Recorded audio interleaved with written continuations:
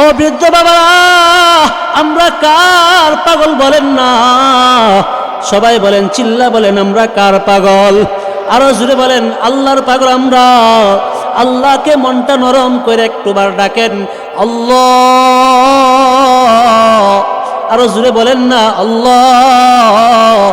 আরো জোরে বলেন, আল্লাহ আল্লাহ। আমরা সকলে আল্লাহর পাগল। আল্লাহর পাগল যদি না হইতাম, দুনিয়ার সকল মানুষ যখন ঘুমায়, সকল মানুষ যখন ঘুমন্তরের মধ্যে, পাখিগুলো তাদের বাসার মধ্যে অবস্থান করে, পৃথিবীর যত বৃক্ষরাজি আছে সমস্ত বৃক্ষরাজির পাতা নিস্তব্ধ হয়ে আছে, স্থির হয়ে আছে, কোনো বাতাস নাই, কোনো নড়াচড়া নাই। যখন পৃথিবীর সকল মানুষ তাদের সঙ্গিনী নিয়ে ঘুমায় আরামের বিছানার মধ্যে, তখন আমি আপনি মাওলার পাগল হইয়া মাওলাকে পাওয়ার জন্য এখানে বসে আছি। আল্লাহ, সকলে বলেন আল্লাহ। আল্লাহ, গুনাহ করেছি আল্লাহ, তোমার জান্নাত ছাড়া আর কোনো উপায় নাই, তুমি ছাড়া আর কোনো উপায় নাই। ও ভাই, জীবনে কত গুনাহ করলাম, কত অন্যায় করলাম, অবিচার করলাম। এই জীবনে গুনাহের অভাব নাই। হাতের গুনার দিকে যদি তাকায়, হাত দুইটা নাপাক হয়ে গেছে। হাত দ্বারা এত গুনাহ করেছি, হাত দ্বারা মানুষকে জুলুম করেছি, হাত দ্বারা অন্যায় করেছি, মালিকের নাফরমানি কাজ করেছি, হাত দুইটা নাপাক হয়ে গেছে। চোখ দ্বারা এত গুনাহ করলাম, চোখ দুইটা নাপাক। কান দ্বারা এত গুনাহ করলাম, কান দুইটা নাপাক হয়ে গেছে। ও ভাই, পা দ্বারা এত গুনাহ করেছি, পা দুইটা নাপাক হয়ে গেছে। গুনাহ করতে করতে জীবনটাকে শেষ করে ফেলেছি। আমার গুনাহের পরিমাণ এত বেশি, এত বেশি। মা যদি জানতো তার সন্তানের গুনাহ এত বেশি, মা ঘরের মধ্যে আর সন্তানকে রাখতো না, বের করে দিত। মা সন্তানকে সন্তান বইলা পরিচয় দিত না।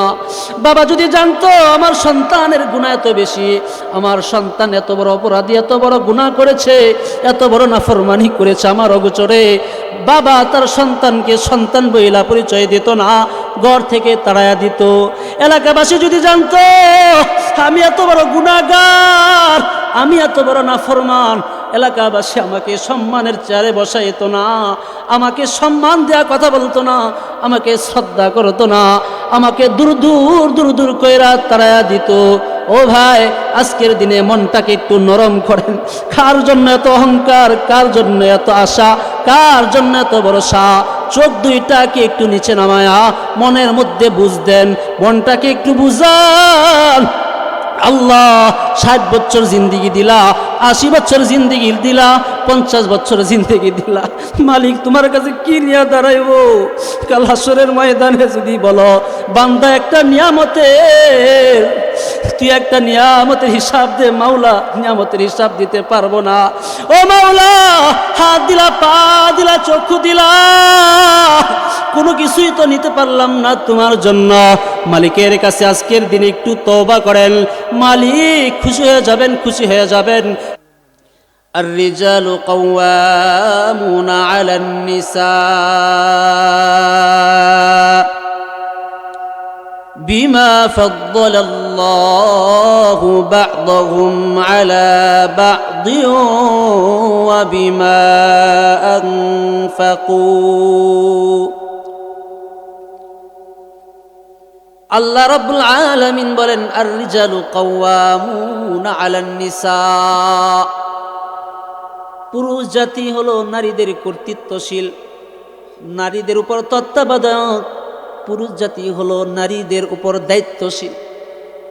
কি ঘোষণা করছেন? আল্লাহ। নারীদের দায়িত্ব কাদের উপর? পুরুষের উপর। বলেন না, নারীদের দায়িত্ব কাদের উপর? পুরুষের উপর। স্ত্রীর দায়িত্ব স্বামীর উপর, মেয়ের দায়িত্ব বাবার উপর। বলেন না কেন? স্ত্রীর দায়িত্ব স্বামীর উপর, মেয়ের দায়িত্ব বাবার উপর। আল্লাহ বলেন, পুরুষ জাতিকে নারীদের কর্তৃত্বশীল, তত্ত্বাবধায়ক, দায়িত্বশীল বানাইছি আমি আল্লাহ। কেন? দুইটা কারণ। কয়টা কারণ? দুইটা কারণ। বিমা ফাদ্দালাল্লাহু বা'দাহুম আলা বা'দ। এক নম্বর কারণ হলো আমি আল্লাহ তাদের এক একজনের উপর আরেকজনকে শ্রেষ্ঠত্ব দিয়েছি। নারী জাতির উপর পুরুষ জাতিকে আমি শ্রেষ্ঠত্ব দিয়েছি। 2 নম্বর কারণ ওয়াবিমা আনফাকু মিন আমওয়ালিহিম, কারণ পুরুষ জাতি নারী জাতির ভরণ পোষণের ব্যবস্থা করে, তাদের কষ্টার্জিত টাকা পয়সা সব কিছু নারীর পিছনে ব্যয় করে। এই জন্য আমি আল্লাহ তাদেরকে দায়িত্বশীল বানাইছি। এবার আল্লাহ তাআলা নেককার নারী কারা, সালেহ নারী কারা, সৎ নারী কারা, তাদের পরিচয় দিতেছেন। ফাসসালিহাতু কানিতাতুন হাফিযাতুল লিল গায়বি বিমা হাফিজাল্লাহ।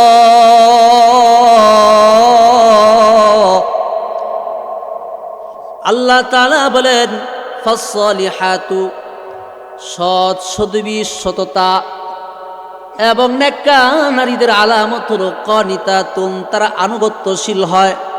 1 নম্বর আলামত কি বলেন? আনুগত্যশীল হয়, স্বামীর আনুগত্যশীল হয়, স্বামীর কথা অনুসরণ করে, তেরা জাতি হয় না।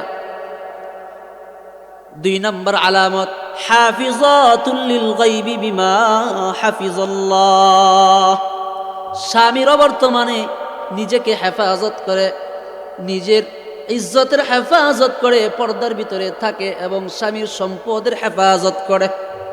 তো 2টা গুণ, 1 নম্বর আনুগত্যশীল হওয়া, 2 নম্বর স্বামীর সম্পদের এবং ইজ্জতের কি করা, হেফাজত করা। এই হলো আল্লাহ তাআলা বলছেন সৎ নারী কারা, নেককার নারী কারা। এবার আসেন রাসূলুল্লাহ সাল্লাল্লাহু আলাইহি ওয়াসাল্লাম বলেন নেককার নারী কারা। عن أبي هريرة رضي الله تعالى عنه قال قيل لرسول الله صلى الله عليه وسلم أي النساء خير التي تسره إذا نظر وتطيعه إذا أمر ولا تخالفه في نفسها ولا في ماله بما يكره। পয়গম্বরকে জিজ্ঞাসা করা হলো, পয়গম্বর আপনি জানায়া দেন নেককার নারী কারা, পৃথিবীর মধ্যে শ্রেষ্ঠ নারী কারা, পৃথিবীর মধ্যে সবচাইতে উত্তম নারী কারা? কাকে প্রশ্ন করছেন? রাসূলকে। কাকে প্রশ্ন করছেন? রাসূলকে প্রশ্ন করছেন। এবার আল্লাহর রাসূল জবাব দেয়, ও আমার উম্মতেরা শুইনা নাও, নেককার নারী কারা জানোনি? আল্লাতী তাসুরুহু ইযা নাযারা, যেই নারীর দিকে স্বামী তাকাইলে আনন্দ পায়। স্বামী যখন তার স্ত্রীর দিকে তাকায় তো স্বামী আনন্দিত হয়ে যায়, অর্থাৎ স্ত্রীর দিকে তাকাইলে স্ত্রীর একটা মুচকি হাসি মারে। এমন কইরা রাগ মেজাজ দেখায় গরম মেজাজে স্বামীর দিকে তাকায় না, বরং স্বামী যখন তাকায়, স্বামী যখন স্ত্রীর দিকে তাকায় স্বামী আনন্দিত হয়ে যায়। 2 নম্বর ওয়াতুতিউহু ইযা আমারা, যখন স্বামী স্ত্রীকে আদেশ করে সাথে সাথে সেই আদেশের অনুসরণ করে। তো স্বামী স্ত্রীর দিকে তাকাইলে স্বামী কি পায়? আনন্দ পায়, স্বস্তিবোধ পায়। স্ত্রীর তাকাইলে আরে আমার বিবি একটা পাইছি আলহামদুলিল্লাহ, সবসময় মুচকি হাসি মেরা থাকে, যখন দেখি তখনই ভাল লাগে। আর যদি বাড়িতে আইসেন কাজ টাজ কইরা পোশাক আদি দেখা অথবা আপনাকে গরম মেজাজ দেখাইতেছে, তখন তার দিকে তাকাইছেন মনটা বড়ই বেজার হয়ে যায়, কেমন বউ পাইলাম, আহা সারাদিন কষ্ট করি ঘরে আইসাও শান্তি পায় না। ওয়াতুতিউহু ইযা আমারা, যখন স্বামী আদেশ করে সাথে সাথে স্ত্রী সেই আদেশের অনুসরণ করে। স্বামী যদি বলে ফেসবুক চালাইস না, স্ত্রী স্টপ, আচ্ছা ঠিক আছে চালাবো না। স্বামী যদি মোবাইল ধরিস না, ঠিক আছে মোবাইল ধরবো না। স্বামী যদি বলে ঘর থেকে বের হবি না, বাস ঘর থেকে বের হবো না। স্বামী যদি বলে নামাজ পড়, হ্যাঁ আলহামদুলিল্লাহ ইনশাল্লাহ নামাজ পড়বো। স্বামী যদি বলে পর্দায় থাকো, হ্যাঁ পর্দায় থাকবো। স্বামী যদি বলে পর্দায় থাকো আর সে পরপুরুষের সাথে ঘোরাফেরা করে, পরপুরুষকে চেহারা দেখায়, তাহলে এটা আনুগত্যশীল নারী না। তো এবার আসেন 2 নম্বর গেল, 3 নম্বর আলামত ওয়ালা তুখালিফুহু ফি নাফসিহা ফি মালিহি বিমা ইয়াকরাহু। পয়গম্বর জানায়া দেন সৎ নারী হলো তারা, নেককার নারী হলো তারা যারা স্বামীর বিরোধিতা করে না, নিজের ক্ষেত্রেও না এবং স্বামীর সম্পদের ক্ষেত্রেও না। অর্থাৎ নিজের ক্ষেত্রে না মানে হলো কোনো স্ত্রী বলে না আমার যেমনি ইচ্ছা তেমনি চলবো, তুমি কে? তুমি স্বামী হইছো, স্বামীর মতো থাকবা, আমাকে আদেশ নিষেধ করাতে পারবা না। আমার মন চাইলে আমি যা ইচ্ছা তাই করব। মন চাইলে নামাজ পড়বো, মন চাইলে রোজা রাখবো, মন চাইলে নামাজ পড়বো না, মন চাইলে বেপরদা করব, মন চাইলে আরেক বেটার লগে কথা কমু। তোমার কি আছে নিয়মন নারী? বলেন না কেন? হ্যাঁ আছে। আল্লাহর রাসূল বলেন লা তুখালিফুহু ফি নাফসিহা ফি মালিহি বিমা ইয়াকরাহু। স্বামী যে জিনিস পছন্দ করে ওই জিনিসের ক্ষেত্রে স্বামীর আদেশের বিরোধিতা করে না, তারা হলো পৃথিবীর মধ্যে নেককার নারী। সুবহানাল্লাহ। পয়গম্বর আলাইহিস সালাম উম্মতদেরকে জানায়া দেন, ও আমার উম্মতেরা, তোমরা নারী জাতিকে জানায়া দাও আমি রাসূল নারী জাতির জন্য সহজের জান্নাতে যাওয়ার জন্য রাস্তা বাতলায়া দিচ্ছি। সহজে 4টি কাজ করলে তারা সহজে জান্নাতে যেতে পারবে। কয়টা কাজ বলেন সবাই? কয়টা কাজ? 4টি কাজ। ও পর্দার আড়ালের মা ও বোনেরা, কথাগুলো মনোযোগ দিয়ে শুনবেন। কোন নারী যদি 4টা আমল করতে পারে, আল্লাহ রাব্বুল আলামিন কাল হাসরের ময়দানে বলবেন, ও আমার বান্দি, জান্নাতের যে দরজা দিয়ে ইচ্ছা তুমি সেই দরজা দিয়েই প্রবেশ করো। বলেন না সুবহানাল্লাহ। 1 নম্বর আমল, ইযা সাল্লাতিল মারআতু খামসাহা। পয়গম্বর বলেন কোন নারী যদি 5 ওয়াক্ত নামাজ যথাযথভাবে তার হক সহকারে আদায় করে। 2 নম্বর, ওয়াসামাত শাহরাহা। রমজানের রোজাগুলো যথাযথভাবে আদায় করে। 3 নম্বর আমল, ওয়াহাফিজাত ফারজাহা। নিজের ইজ্জতের হেফাজত করে, বেপরদায় থাকে না, পর্দার ভিতরে থাকে। ওয়া আতাআত যাওজাহা, এবং স্বামীর আদেশের আনুগত্য করে, অনুসরণ করে। পয়গম্বর বলেন কিলা লাহা উদখুলিল জান্নাতা মিন আইয়ি আবওয়াবিল জান্নাতি শিতি। কাল হাসরের ময়দানে আল্লাহ রাব্বুল আলামিন এই 4 গুণওয়ালা নারীকে ঘোষণা দিয়া দিবেন, ও আমার বান্দি, তোমার জান্নাতের 8টি দরজা দিয়া যে কোনো দরজা দিয়া যদি চাও তুমি প্রবেশ করে নাও। বলেন না সুবহানাল্লাহ। ও মা, ও আমার ভাই, পুরো জাতির জন্য যেমন জান্নাতে যাওয়া যত কঠিন, নারী জাতির জন্য জান্নাতে যাওয়া তত সহজ। এই পৃথিবীর জমিনে অসংখ্য গণিত পুরুষ আল্লাহর সান্নিধ্য অর্জন করেছেন। অসংখ্য গণিত পুরুষ জাতি আল্লাহর ভালোবাসা অর্জন করেছেন। এই পৃথিবীর জমিনে অসংখ্য গণিত পুরুষ, কোটি কোটি পুরুষেরা আল্লাহর ভালোবাসা কেড়ে নিয়েছেন, আল্লাহর সান্নিধ্য আল্লাহওয়ালা হতে পেরেছেন। ঠিক তদ্রূপভাবে অসংখ্য গণিত নারী আছে যারা আব্দুল কাদের জিলানী রহমাতুল্লাহি আলাইহির মতো আল্লাহর সান্নিধ্য অর্জন করেছেন। যারা অসংখ্য অগণিত নারী আছে যারা জুনাইদ বাগদাদি রহমাতুল্লাহি আলাইহির মতো আল্লাহর সান্নিধ্য অর্জন করেছেন, আল্লাহর ভালোবাসা অর্জন করেছেন। আল্লাহ রাব্বুল আলামিনের অসংখ্য গণিত বান্দী আছে যারা পৃথিবী থেকে অতীত হয়ে গেছেন। আল্লাহ তাআলা এমনও বান্দী আছে যাদেরকে সরাসরি আল্লাহ আসমান থেকে সালাম পাঠায়া দিছে। সুবহানাল্লাহ বলবেন না? এমন অসংখ্য গণিত বান্দী আছে যাদেরকে আল্লাহ সরাসরি আসমান থেকে সালাম প্রেরণ করে দিচ্ছেন। এমনও অসংখ্য অগণিত নারী অতীত হয়েছে যাদেরকে রব্বে কারীম জান্নাত থেকে ফল ফলাদি পাঠায়া দিছে দুনিয়ার জমিনে থাইকে।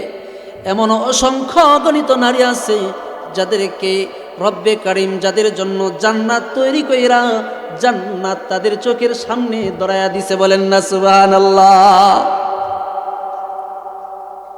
ও ভাই, এমন অসংখ্য গণিত নারী আছে যারা আল্লাহর সান্নিধ্য অর্জন করেছেন, যারা শ্রেষ্ঠত্বের কাতারে গিয়েছেন, যাদের নাম আজও পর্যন্ত ইতিহাসের মধ্যে স্বর্ণাক্ষরে লিখিত।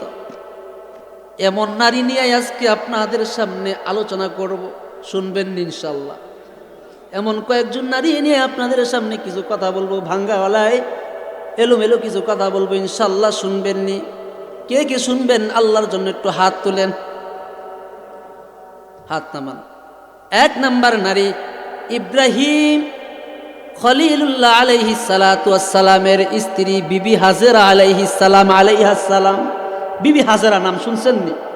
হ্যাঁ, বিবি হাজেরা আলাইহাস-সালাম। বিবি হাজেরা আলাইহাস-সালাম ইব্রাহিম খলিলুল্লাহ তার বিবি হাজেরা আলাইহাস-সালামকে নিয়া এবং তার দুগ্ধপায়ী সন্তান ইসমাইলকে নিয়া যখন বাইতুল মাকদিস থেকে রওনা করে মক্কার জমিনে রওনা করলেন, মক্কায় অবস্থান করবেন, তখন মক্কায় কোনো মানব জাতির বসবাস ছিল না। মক্কা ছিল মরু প্রান্তর, জনমানবহীন শূন্য এক প্রান্তর। সেই মক্কার মধ্যে কোনো মানুষের বসবাস ছিল না। সেই মক্কার মধ্যে কোনো খাবারের ব্যবস্থা ছিল না। মক্কার মধ্যে কোনো পানির ব্যবস্থা ছিল না। সেই মক্কার মধ্যে কোনো গাছ গাছালি ছিল না, পশু পাখি কোনো কিছুই ছিল না। এমন শূন্য জনমানবহীন মরু প্রান্তরে ইব্রাহিম খলিলুল্লাহ তার বিবি হাজেরাকে রেখে এবং ছোট্ট শিশু, দুধের শিশু ইসমাইলকে রেখে চলে যাচ্ছেন। বিবি হাজেরা পিছন থেকে ডাক দেয়া বলেন, ও স্বামী, আমাদেরকে কেন মরু প্রান্তরে একা একা রেখে চলে যাচ্ছেন? আপনি কি আমাদের প্রতি অসন্তুষ্ট?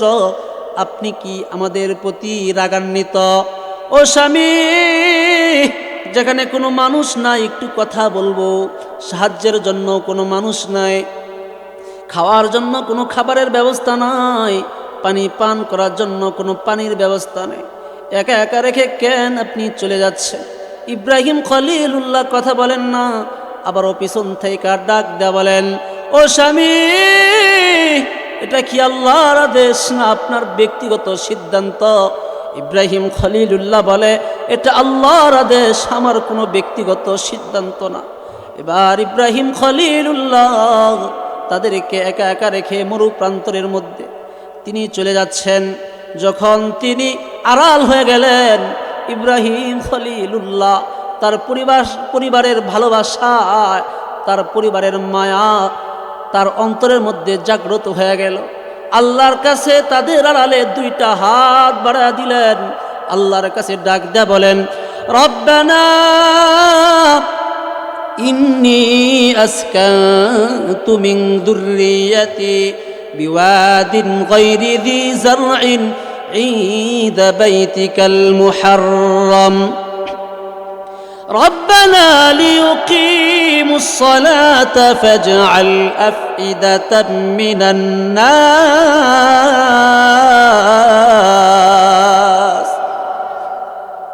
হযরত ইব্রাহিম খলিলুল্লাহ আসমানের দিকে দুইটা হাত বাড়ায়া দিয়ে আল্লাহকে ডাক দেয়া বলেন, রব্বানা, ও আমার প্রতিপালক, ও আমার রব, আমার পরিবার, আমার স্ত্রী, আমার ছোট্ট শিশুকে মরু প্রান্তরের মধ্যে তোমার বাইতুল্লাহ গড়ের পাশে রেখে চলে যাচ্ছি।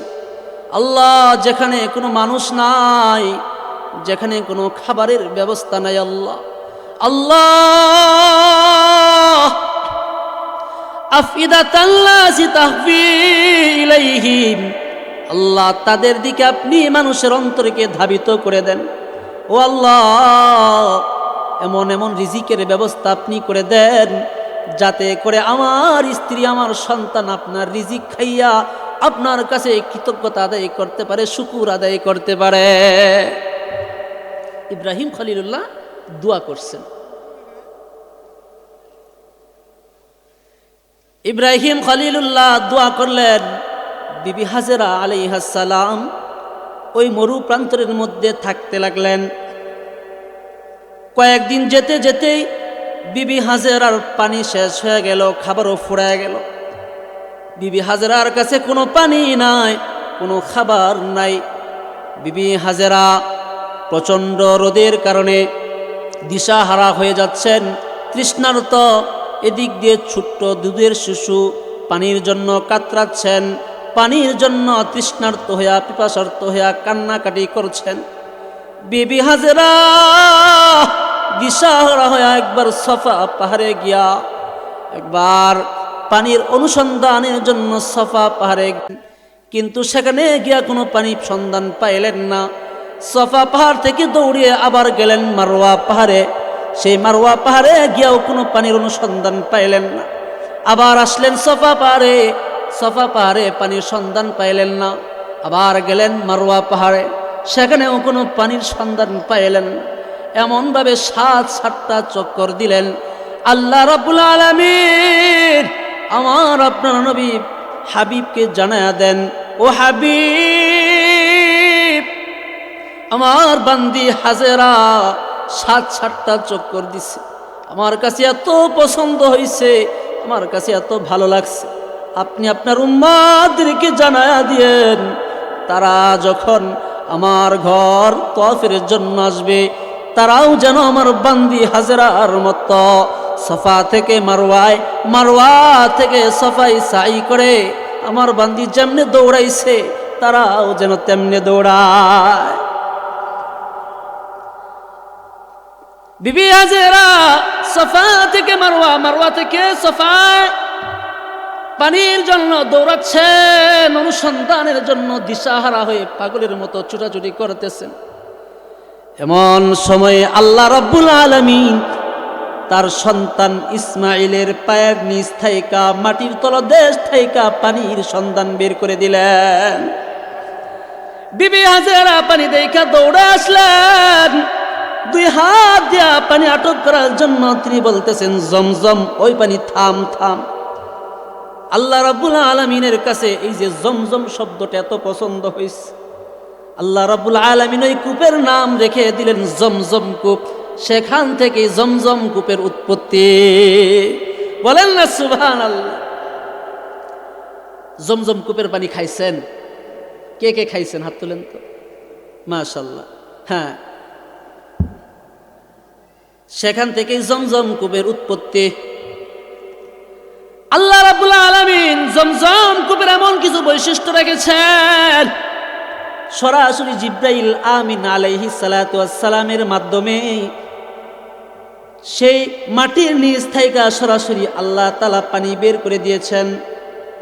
4000 বছর ধরে সেই জমজম কূপ প্রবাহিত হচ্ছে। 1 মিনিটের জন্যও না, 1 সেকেন্ডের জন্যও না, 4000 বছর ধরে লাগাতার অনবরত পানি প্রবাহিত হচ্ছে। কোটি কোটি মানুষ পানি পান করছে। জমজম কূপের মতো নির্মল স্বচ্ছ পানি পৃথিবীর জমিনে আর কোনো পানি নাই। কোন বান্দা যখন সেই জমজম কূপের পানি পান করবে, আল্লাহ তাআলার কাছে দোয়া করবে, আল্লাহ তাআলা সরাসরি তার দোয়া কবুল করে নেবেন। শুধু তাই নয়, জমজম কূপের পানি যদি কেউ ক্ষুধার্ত অবস্থায় পান করে তার ক্ষুধার নিবারণ হয়ে যাবে। কেউ যদি জমজম কূপের পানি দুর্বল অবস্থায় পান করে তার শরীরের মধ্যে শক্তি এসে যাবে, জোর এসে যাবে। বলেন না সুবহানাল্লাহ। জমজম কূপের পানি খাবেন ইনশাআল্লাহ। ও ভাই, বিবি হাজেরা আলাইহিস সালাম যখন জমজমের কূপের উৎপত্তি দেখলেন, তিনি সেখানেই থাকতে লাগলেন। এভাবে কিছুদিন যাওয়ার পর একদিন জুরহুম নামক এক পুত্র সেখান দিয়ে পাশ দিয়ে অতিক্রম করছিল। দেখে সুন্দর মরুভূমিতে এমন সুন্দর পানির ব্যবস্থা, এখানে বসবাস করার যোগ্য। তারা সেখানে থেকে যাওয়ার মনস্থির করলেন। সেখান থেকে সে মক্কার মরু প্রান্তরে মানুষের বসবাস শুরু হয়ে গেল। খাদ্যের ব্যবস্থাও আল্লাহ করে দিলেন, রিজিকের ব্যবস্থা আল্লাহ করে দিলেন। এখন মক্কার জমিনে লোকের অভাব নাই। রাতের 1টাই যান, 2টাই যান আর 3টাই যান, সমস্ত জায়গায় লোক দ্বারা লোকারণ্য। বলেন না সুবহানাল্লাহ। পৃথিবীর জমিনে এমন কোনো জায়গা নাই মক্কার মতো লোকের সমাগম হয়, ঠিক কিনা বলেন? পৃথিবীর জমিনে এমন কোনো জায়গা নাই মক্কার মতো লোকের সমাগম একত্রিত হয়। বরং পৃথিবীর মধ্যে একমাত্র শ্রেষ্ঠ জায়গাই হলো মক্কা, যেখানে পৃথিবীর সমস্ত কোটি কোটি মুসলমান একসাথে একত্রিত হয়। কার দুয়ার বরকত? ইব্রাহিম খলিলুল্লাহ। আর কার তাওয়াক্কুলের বরকত? বিবি হাজেরা আলাইহিস সালাম একজন নারীর তাওয়াক্কুলের বরকতে আল্লাহ মক্কার মরু প্রান্তরকে আবাদ করে ফেললেন। বলেন না সুবহানাল্লাহ। এই জন্য তাওয়াক্কুল করব কার উপর? বলেন, ভরসা করব কার উপর? ব্যক্তিগত জীবনে ভরসা করব কার উপর? পারিবারিক জীবনে ভরসা করব কার উপর? দোকানে যাব, দোকানদারি করব, কার উপর ভরসা করে দোকানদারি শুরু করব? ব্যবসা করব কার উপর ভরসা করে? সুদের ব্যবসা করব কার উপর ভরসা করে? সুদের ব্যবসা করে না? হ্যাঁ হ্যাঁ, টাকা বাচ্চা দেয় নাকি? সুদের ব্যবসা করব কার উপর ভরসা করে? কার উপরে না? বিসমিল্লাহ করে সুদের টাকা গুনে আসেনি? আরেকজনের সাথে হিংসা বিদ্বেষ করব কার উপর ভরসা করে? আরেকজনের ক্ষেতের আইল গিয়া কাটবো কার উপর ভরসা করে? হ্যাঁ,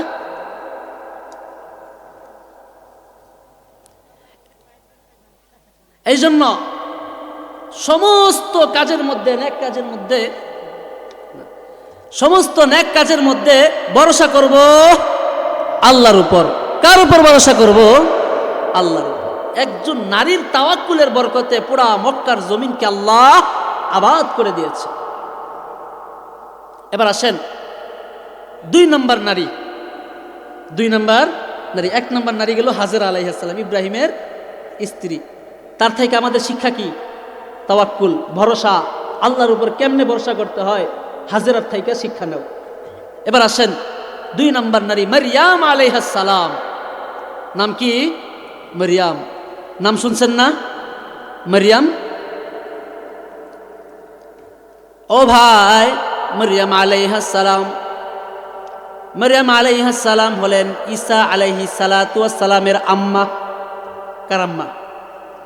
ঈসা নবীর আম্মা হলেন মারইয়াম আলাইহিস সালাম, আলাইহাস সালাম। মারইয়াম আলাইহিস সালামের বাবা হলেন ইমরান আলাইহিস সালাম, তার মা হলেন হান্না বিনতে ফাকুস। এই নারী আল্লাহর কাছে এত দামি, আল্লাহর কাছে এত মুহাব্বতের, যে এই নারীর নামে আল্লাহ তাআলা কোরআনের একটা সূরার নাম রেখেছেন, সূরা মারইয়াম।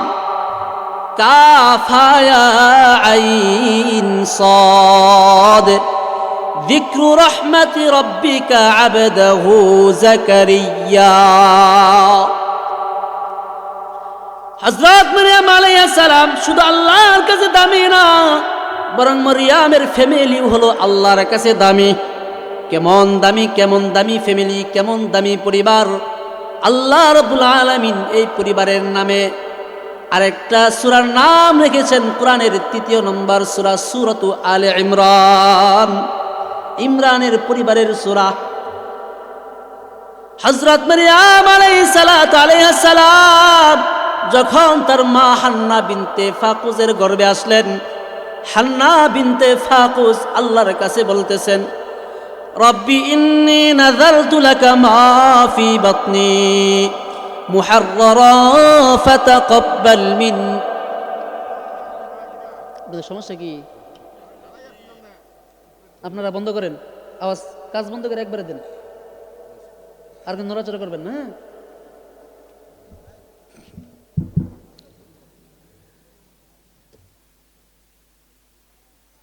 কোথায় জানিয়েছিলাম?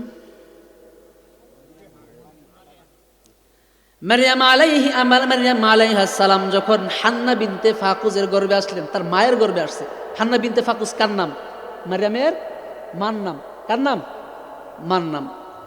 মারইয়াম আলাইহিস সালাম যখন হান্না বিনতে ফাকুসের গর্ভে আসলেন, মারইয়ামের মা আল্লাহর কাছে বলেন, রব্বি ইন্নী নাযারতু লাকা মা ফি বাতনি মুহাররারা ফাতাকাব্বাল মিন্নি।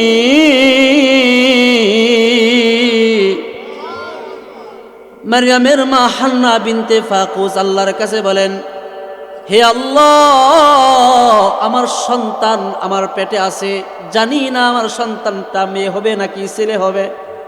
আল্লাহ, তোমার কাছে ছেলে সন্তান চায়। হে আল্লাহ, আমাকে একটা ছেলে সন্তান দাও যে বাইতুল মাকদিসের খাদেম বানাইব। আল্লাহ তুমি আমার আশাকে কবুল কইরা নাও, তুমি আমার নিয়তকে কবুল কইরা নাও। মারিয়াম আল্লাহর কাছে ছেলে সন্তান চাইলেন।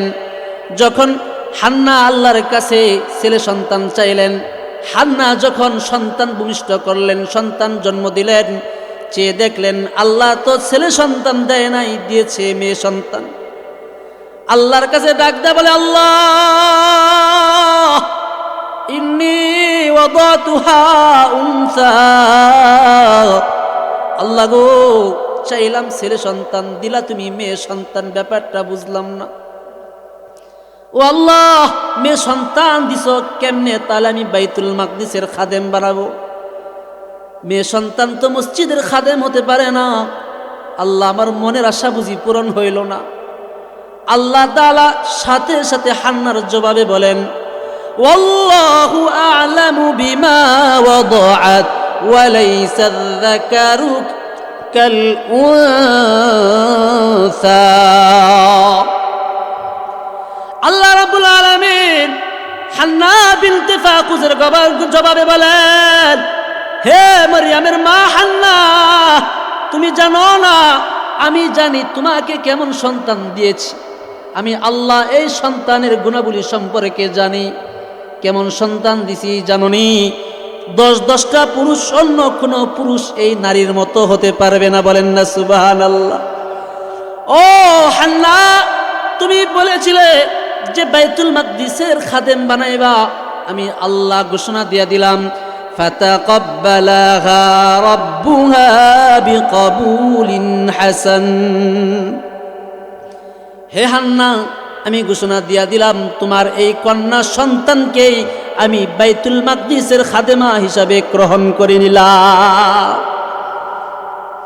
আল্লাহ আল্লাহ क्या मुबारक नाम है, अल्लाह अल्लाह आशिकों का काम है, अल्लाह अल्लाह इच शीरीन स्तो नाम शीरे शकर न कुनद जो नम तमाम।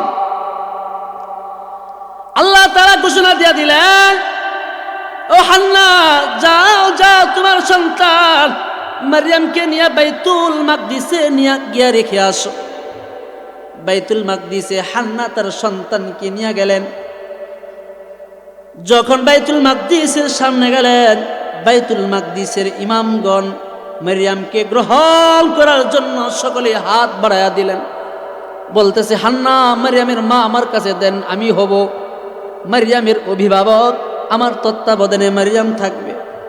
হান্না চিন্তায় পড়ে গেলেন, কার হাতে তুলে দিবেন আমার মেয়েকে, তার মেয়েকে কার হাতে তুলে দিবেন, কে হবে মারইয়ামের অভিভাবক? আল্লাহ জানা দিলেন, হান্না জানা দাও, তারা যে কলম দিয়া পবিত্র তাওরাত কিতাব লেখে, মসজিদের ইমামরা সকলে যেন তাদের কলমগুলো নদীর মধ্যে ছেড়ে দেয়।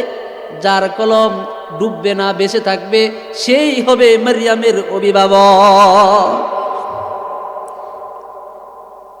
এবার মসজিদের ইমামগণ কলম ছেড়ে দিলেন, সকলের কলম ডুবে গেল, শুধুমাত্র একজনের কলম বেঁচে রইল। তিনি হলেন জাকারিয়া আলাইহিস সালাতু ওয়াস সালাম। হযরতে জাকারিয়া আলাইহিস সালাতু ওয়াস সালাম হয়ে গেলেন মরিয়মের অভিভাবক। মরিয়মের জন্য বাইতুল মাকদিসের মধ্যে একটা ইবাদতখানা দেওয়া হলো, নির্দিষ্ট করে দেওয়া হলো। সে ইবাদতখানার মধ্যে, সেই কক্ষের মধ্যে মারইয়াম আলাইহিস সালাম থাকতেন। সেখানে বসে বসে আল্লাহর ইবাদত করতেন, সেখানে বসে বসে আল্লাহর জিকির করতেন। মারইয়াম আলাইহিস সালাম রাতভর আল্লাহর সামনে দাঁড়ায়া দাঁড়ায়া নামাজ পড়তেন, আর দিনভর তিনি রোজা রাখতেন। মারইয়াম সর্বদাই আল্লাহর প্রেমে মশগুল থাকতেন, আল্লাহর জিকিরে মগ্ন থাকতেন, আল্লাহর ধ্যানে মগ্ন থাকতেন। হযরত জাকারিয়া মারইয়াম আলাইহিস সালামের কাছে খাবার নিয়ে আসতেন। একদিনের ঘটনা, হযরত জাকারিয়া মারইয়ামের জন্য বাহির থেকে খাবার নিয়ে যখন কক্ষের মধ্যে ঢুকলেন, চেয়ে দেখেন মারইয়াম কিছু ফল ফলাদি খাচ্ছেন। জাকারিয়া জিজ্ঞেস করলেন, ইয়া মারইয়ামু আন্না লাকি হাযা, হে মারইয়াম, এই ফল ফলাদি তো আনসিজনাল ফল, এই সিজনে এই ফল পাওয়া যায় না। বাইতুল মাকদিসের কোথাও এমন ফল পাওয়া যাবে না। তুমি এমন ফল কোথায় পাইলা, কোথা থেকে আনছো আমাকে বলো। এবার মারইয়াম আলাইহিস সালাম জবাব দেয়, হে খালু আমার জাকারিয়া, হুয়া মিন ইনদিল্লাহ।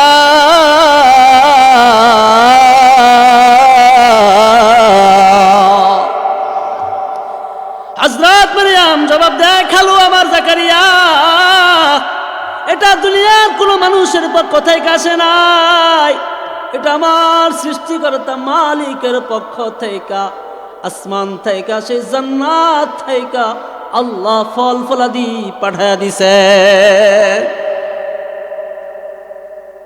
কে পাঠাইছেন? জুড়ে বলেন, কে পাঠাইছেন? আল্লাহর পক্ষ থেকে দুনিয়াতে বৈশা জান্নাতি ফল খাচ্ছেন মারইয়াম আলাইহিস সালাম। মারইয়াম আলাইহিস সালাম সর্বদাই ইবাদতের মধ্যে মগ্ন থাকতেন, জিকিরের মধ্যে মগ্ন থাকতেন, পর্দার ভিতরে থাকতেন, পরপুরুষের সামনে যাইতেন না। একদিন হঠাৎ করে মারইয়ামের রুমের মধ্যে এক অপরিচিত ব্যক্তি ঢুকে পড়ল। মারইয়াম আলাইহিস সালাম ভয় পেয়ে গেলেন, আশ্চর্য হয়ে গেলেন, কে আমার ঘরের মধ্যে? মারইয়াম আলাইহিস সালাম বলতেছেন, রব্বি ইন্নী আউযু বিররহমান মিনকা ইন কুনতা তাকিয়া।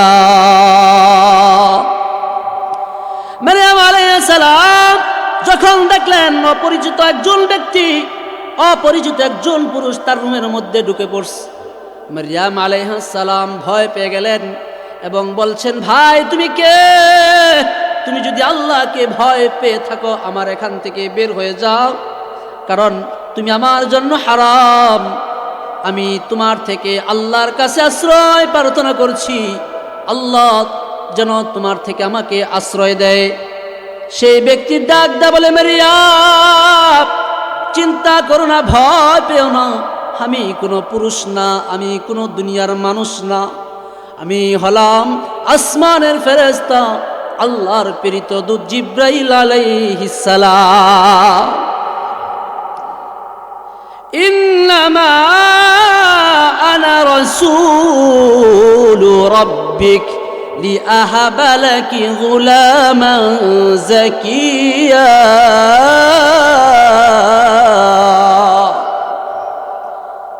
হযরত মারইয়াম আলাইহিস সালাতু ওয়াস সালামকে বলতেছে, হে মারইয়াম টেনশন কইরো না, আমি কোনো দুনিয়ার মানুষ না, আমি হলাম জিবরাইল, তোমার রবের দূত। আমি তোমাকে এসেছি পুত পবিত্র একজন সন্তান দেওয়ার জন্য।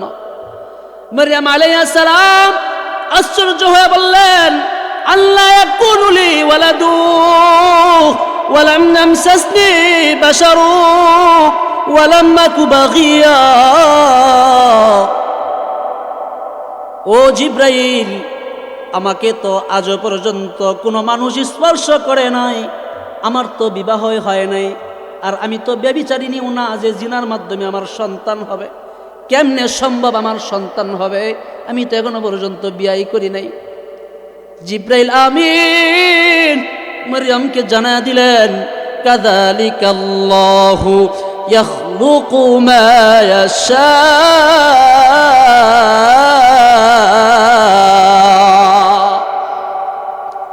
জিবরাইল আমিন বলেন, হে মারইয়াম, আল্লাহ তাআলা এমনিতেই তোমার পেটের মধ্যে সন্তান দিবেন, কারণ আল্লাহ যা ইচ্ছা করেন তাই তিনি সৃষ্টি করে ফেলেন। ইযা ক্বাদা আমরান ফাইন্নামা ইয়াকুলু লাহু কুন ফায়াকুন। হযরত জিবরাইল বলেন, ও মারইয়াম, আল্লাহ তাআলা যখন কোনো বিষয়ের ফয়সালা করেন, তিনি শুধু বলেন কোন হয়ে যাও, সাথে সাথে হয়ে যায়। সমস্ত ক্ষমতার মালিক কে? চিল্লা বলেন না কে? জুড়ে বলেন না আল্লাহ। সমস্ত ক্ষমতার মালিক কে? সন্তান, বাবা ছাড়া সন্তান দেওয়ার মালিক কে? কাদেরে কুদরত দারি হরচ খাহি আকুনি, কাদেরে কুদরত দারি হরচ খাহি আকুনি, মুর্দারা তো জিন্দা কুনি, জিন্দারা তো বেজা কুনি, মুর্দারা তো জিন্দা কুনি, জিন্দারা তো বেজা কুনি, জিন্দা কুনি আতায়ে তো ওয়ারবা খুশি ফিদায়ে তো, জিন্দা কুনি আতায়ে তো ওয়ারবা খুশি ফিদায়ে তো, জাশুদা মুবতালায়ে তো হরচে কুনি রিজায়ে তো, জাশুদা মুবতালায়ে তো হরচে কুনি রিজায়ে তো। কারো জবান বন্ধ থাকবে না, আকাশ বাতাসকে প্রকম্পিত করে চিল্লা বলেন না আল্লাহু আকবার। হযরত মারইয়াম আলাইহা সালাতু ওয়াস সালামের বুকের মধ্যে জিবরাইল আমিন আলাইহিস সালাতু ওয়াস সালাম ফুঁক দিয়া দিলেন। আল্লাহর আদেশে মারইয়ামের গর্ভে সন্তান এসে গেল, বলেন না সুবহানাল্লাহ। হযরত মারইয়াম চিন্তায় পড়ে গেলেন, হায় আমার গর্ভে সন্তান, মানুষ জিজ্ঞেস করলে আমি কি উত্তর দিব? মানুষের সামনে আমি কেমনে যাইব? মানুষকে আমার চেহারা দেখাবো কেমনে? মানুষ আমাকে কি বলবে?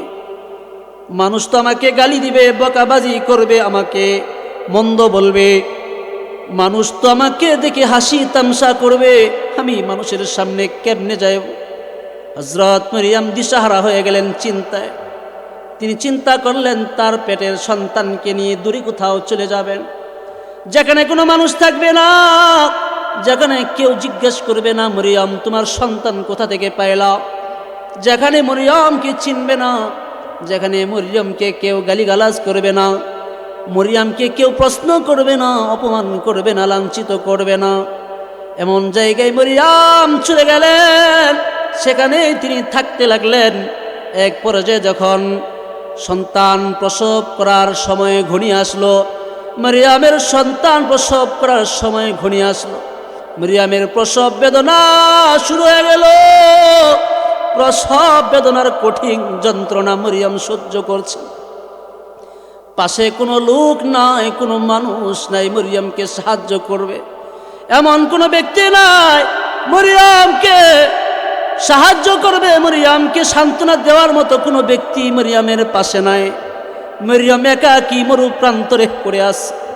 মারইয়ামের পাশে কোনো খাবার নাই, মারইয়ামের কোনো পানি নাই।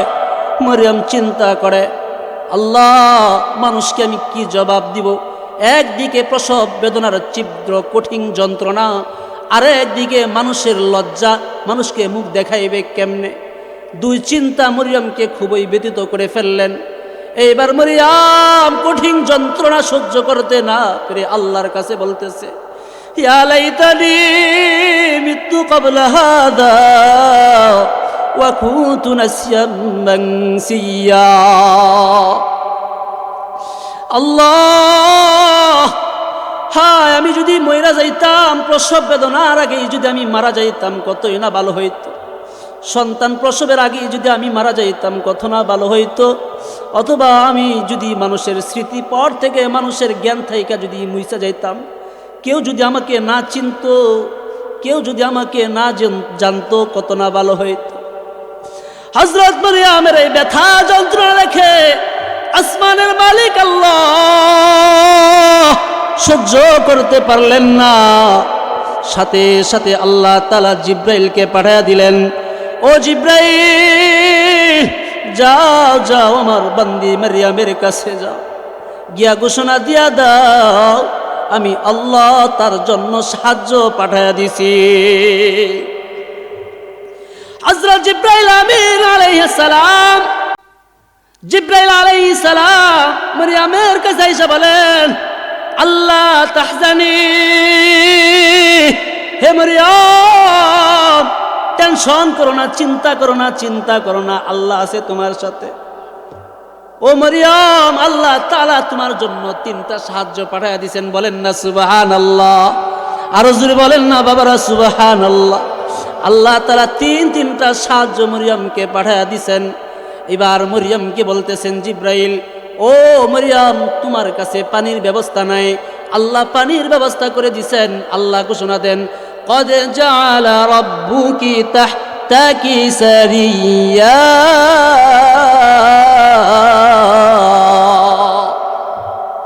আল্লাহ তাআলা ঘোষণা দেন, হে মরিয়ম, তোমার তলদেশ থেকে আমি আল্লাহ নহর প্রবাহিত করে দিলাম।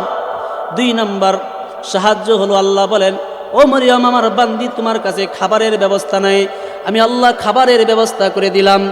وهزي إليك بجذع النخلة تساقط عليك رطبا جنيا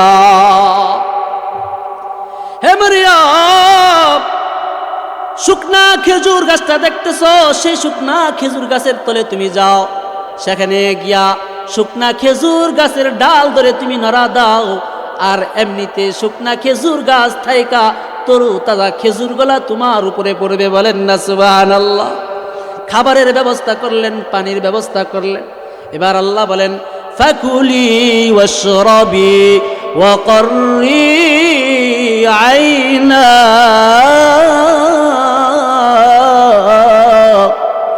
আল্লাহ বলেন, হে মরিয়ম, ফাকুলি তুমি খাও, ওয়াশরাবি তুমি পান করো। ও মরিয়ম, তোমাকে পান করার জন্য পানির ব্যবস্থা করে দিলাম। হে মরিয়ম, খাওয়ার জন্য খেজুরের ব্যবস্থা করে দিলাম। ওয়াকররি আইনা, এখন খাও দাও আর তোমার চক্ষু শীতল করো, টেনশন বাদ দাও, পেরেশানি মুক্ত হও, কারণ আমি আল্লাহ তোমার সঙ্গে আছি। যদি আমি তোমার সঙ্গী হয়ে যাই, লা তাহজানি, ভয় করো না, চিন্তা করো না। কাদেরে কুদরত তুদারি বর কামাল, কাদেরে কুদরত তুদারি বর কামাল, আনতা রব্বি আনতা হাসবি দুল জালাল, তুহি কাদের জলিলুল্লাহ জাহাদার, বাহর হালে তুহি মেরা নিগাহদার, বাহর হালে তুহি মেরা নিগাহদার। চিল্লা বলেন না আল্লাহু আকবার। এবার মারিয়াম আলাইহিস সালাতু ওয়াস সালাম সন্তান প্রসব করে ফেললেন। আল্লাহ তাআলা বললেন, মারিয়াম যাও, তোমার সন্তান ঈসাকে নিয়া, তোমার ছোট্ট সন্তান ঈসাকে নিয়া তোমার সম্প্রদায়ের কাছে যাও, তোমার সম্প্রদায়ের কাছে তুমি যাও। যখন মারিয়াম আলাইহিস সালাম তার ছোট্ট শিশুকে নিয়া যখন তার সম্প্রদায়ের কাছে আসলো, তার সম্প্রদায়ের লোকেরা মরিয়মকে গালিগালাজ করতে লাগলো, হে মরিয়ম, তুমি কোথায় সন্তান পাইছ? কে তোমাকে সন্তান দিছে? তুমি তো অনেক খারাপ, তোমার মা তো ভালো ছিল, তোমার বাবা তো ভালো ছিল, কিন্তু তুমি কেমনে নষ্ট হইলা? তুমি কেমনে ব্যভিচারিণী হইলা? তোমার সন্তান কে দিল? মরিয়ম কোনো কথা বলেন না, মরিয়ম কোনো কথা বলেন না, শুধু হাত দিয়া বাচ্চার দিকে ইশারা করেন যে তোমরা তার সাথে কথা বলো। যখন ইশারা করেন মানুষ হাসাহাসি করতে লাগলো, এই বাচ্চা নিয়ে কথা বলবে। মরিয়ম বলে, হ্যাঁ হ্যাঁ, এই বাচ্চা এই কথা বলবে। বলেন না সুবহানাল্লাহ। আল্লাহ রাব্বুল আলামিন মরিয়মের ছোট্ট শিশু ঈসার জবান খুলে দিলেন। বলেন না আল্লাহু আকবার। আরো জোরে বলেন না আল্লাহু আকবার। এবার সেই ছোট্ট শিশু সেই তার সম্প্রদায়ের জবান খুইলা গিয়া জবাব দিতে লাগলো, ক্বালা ইন্নী আবদুল্লাহ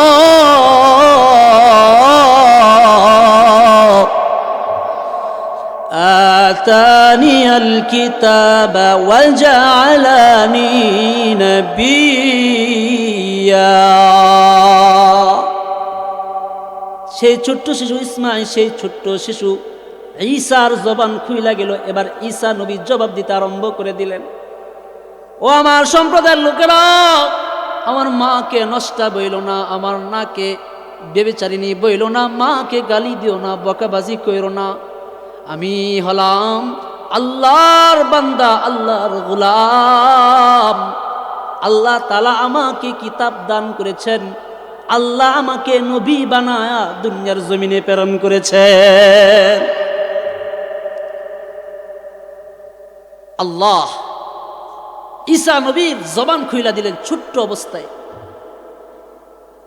মরিয়ম আলাইহিস সালামকে জান্নাত থেকে সাহায্য পাঠায়া দিলেন। এই মরিয়ম আলাইহিস সালামের একটা গুণ হলো ইবাদতের মধ্যে মশগুল থাকতেন, ইবাদতের মধ্যে মশগুল থাকতেন। যে আল্লাহকে রাজি খুশি করতে পারবে দুনিয়ার সব কিছু তার জন্য হয়ে যাবে। जो तो मेरा तो सब मेरा, फलक मेरा जमी मेरा, जो तो मेरा तो सब मेरा, फलक मेरा जमी मेरी, अगर एक तू नहीं मेरा तो कोई शय नहीं मेरी, अगर एक तू नहीं मेरा तो कोई शय नहीं मेरी। আল্লাহ যদি কোনো বান্দার হয়ে যায়, আসমান সেই বান্দার জন্য হয়ে যাবে, ঠিক কিনা বলেন? আল্লাহ যদি কোনো বান্দার জন্য হয়ে যায়, জমিন সেই বান্দার জন্য হয়ে যাবে, বাতাস সেই বান্দার জন্য হয়ে যাবে, আকাশ সেই বান্দার জন্য হয়ে যাবে, পাহাড় পর্বত নক্ষত্ররাজি সব কিছু সেই বান্দার জন্য হয়ে যাবে। আর যে বান্দা আল্লাহকে পাইল সে দুনিয়ার সব কিছু পাইল। আর যে বান্দা আল্লাহকে পাইল না কিন্তু দুনিয়ার সব কিছু পাইল, সে দুনিয়ার কোনো কিছুই পায় নাই, জান্নাতও পায় নাই, দুনিয়াও পায় নাই, সে সব কিছু হারাইছে, কারণ সে আল্লাহকে হারাইছে। যে আল্লাহ হয়ে গেছে তার সব হয়ে গেছে। যে সব পাইছে কিন্তু আল্লাহকে পায় নাই, সে কিছুই পায় নাই। তো মরিয়মের জীবন থেকে আমরা কি শিক্ষা নিতে পারি? সর্বদাই ইবাদতের মধ্যে মশগুল থাকা। আমার আলোচনা বুঝতেছেন আপনারা? হ্যাঁ হ্যাঁ বুঝতেছেন তো? মরিয়ম আলাইহিস সালামের জীবনী থেকে কি শিক্ষা কোন তো দেখি সবাই। এখন পরীক্ষা নিতেছি, বলেন কি শিক্ষা? ইবাদতের মধ্যে মশগুল থাকা। আর হাজরা আলাইহিস সালাম থেকে কি শিক্ষা নিছি আমরা? তাওয়াক্কুল, আল্লাহর উপর ভরসা করা। দুইটা সাবজেক্ট মনে রাখবেন, একটা হচ্ছে আল্লাহর উপর ভরসা করা, আর একটা হয়েছে ইবাদতের মধ্যে মশগুল থাকা। এবার আসেন 3 নাম্বার নারী। 3 নাম্বার নারী হলেন আসিয়া আলাইহাস সালাতু ওয়াস সালাম। হযরত আসিয়া হলেন ফেরাউনের স্ত্রী মুসা আলাইহিস সালাতু ওয়াস সালামের পালক মা। আসিয়ার নাম শুনছেন? শুনছেন? আপনার কথা কোন নাকি? ঘুমাই যেতেছেন নাকি? শ্রোতা যদি কথা না কয় তাহলে আমি একলাই চিল্লাইতেছি, আমি রাসূলুল্লাহ লাগতো না? হ্যাঁ, আমি একটু তাকবীর দিব, আপনারা একটু মনে হয় ঘুমাই যেতেছেন।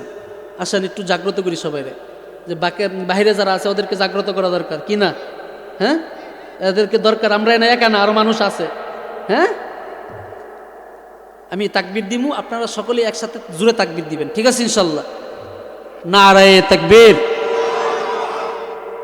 এই আওয়াজ দিয়া কিছুই হবে না, মুসলমানের আওয়াজ মুসলমানের মতো দিতে হবে। সবাই বলেন লিল্লাহি তাকবীর। এখানে যুবক ভাই কে কে আছেন একটু হাত তুলেন তো। যারা বিয়া করছেন না একটু হাত তুলেন। না না যুবকরাই, আচ্ছা যুবক ভাই হাত তুলেন। বিয়ার সংখ্যা কম, কম যুবক ভাইদের সংখ্যা একেবারে কম দেখি। হ্যাঁ, তা আপনারা কি পারবেন না তাদের সাথে ইনশাল্লাহ? হ্যাঁ হ্যাঁ, যাই হোক, বৃদ্ধ আর যুবক কোনো ভেদাভেদ নেই ইনশাল্লাহ। আমরা সকলে আরেকবার তাকবীর দিব, লিল্লাহি তাকবীর, লিল্লাহি তাকবীর। কোরআন সুন্নাহর আলো, কোরআন সুন্নাহর আলো, কোরআন সুন্নাহ যেখানে, কোরআন সুন্নাহ যেখানে, আলেম উলামা যেখানে, কোরআন সুন্নাহ যেখানে, ওয়াজ মাহফিল যেখানে, কোরআনের কথা যেখানে, নামাজ রোজা যেখানে, সত্য কথা যেখানে, হক কথা যেখানে, হিংসা বিদ্বেষ যেখানে,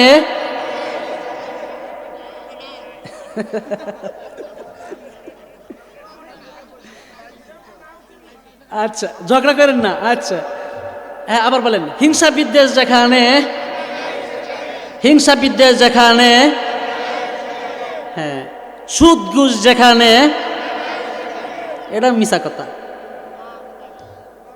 হ্যাঁ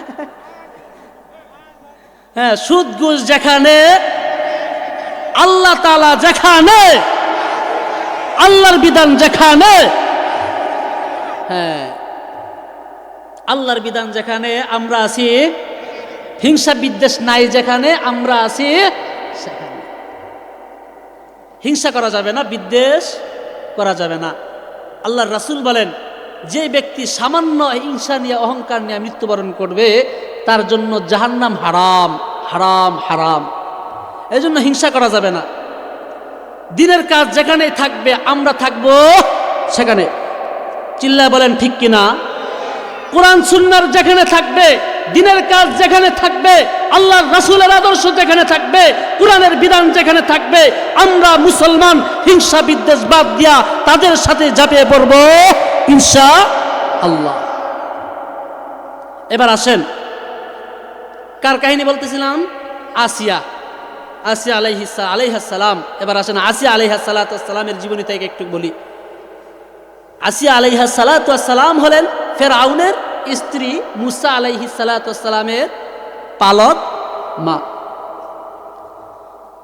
আসিয়া আলাইহিস সালাম ফেরাউনের স্ত্রী মুসা আলাইহিস সালামের পালক মা।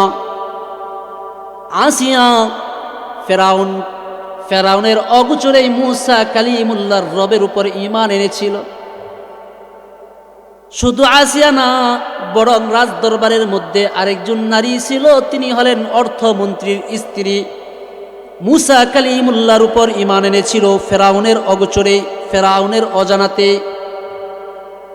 একদিন ফেরাউন জানতে পারল যে তার দরবারের দুইজন নারী মুসার রবের উপর ঈমান এনেছে। ফেরাউন তলব করল কে কে?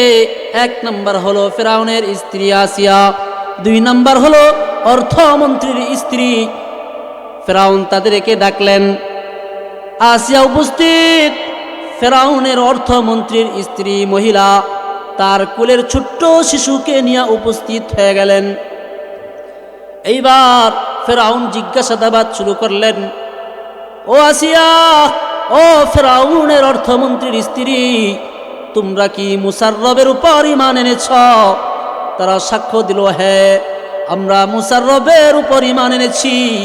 আল্লাহ ছাড়া আর কোনো ইলাহ নাই, আল্লাহ ছাড়া আর কোনো মাবুদ নাই।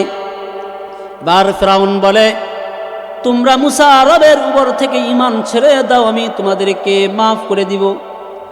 তারা বলে, না না, সম্ভব না, মুসার রবের উপর থেকে ঈমান ছাড়তে পারবো না। ফেরাউন বলে, যদি ঈমান না ছাড়ো তোমাদেরকে মেরে ফেলবো, তোমাদের জীবন নিয়ে নিব। তারা বলে, জীবন দিয়া দিব, তারপরে রবের উপর থেকে ঈমান ছাড়া যাবে না। এবার ফেরাউন প্রহরীদেরকে আদেশ করলেন, বিশাল বড় করে আগুন জ্বালায়া দাও। বিশাল বড় করে আগুন জ্বালায়া দিল। সেই আগুনের উপর বিশাল বড় কড়াই রেখে দাও। সেই কড়াই রেখে দেওয়া হলো।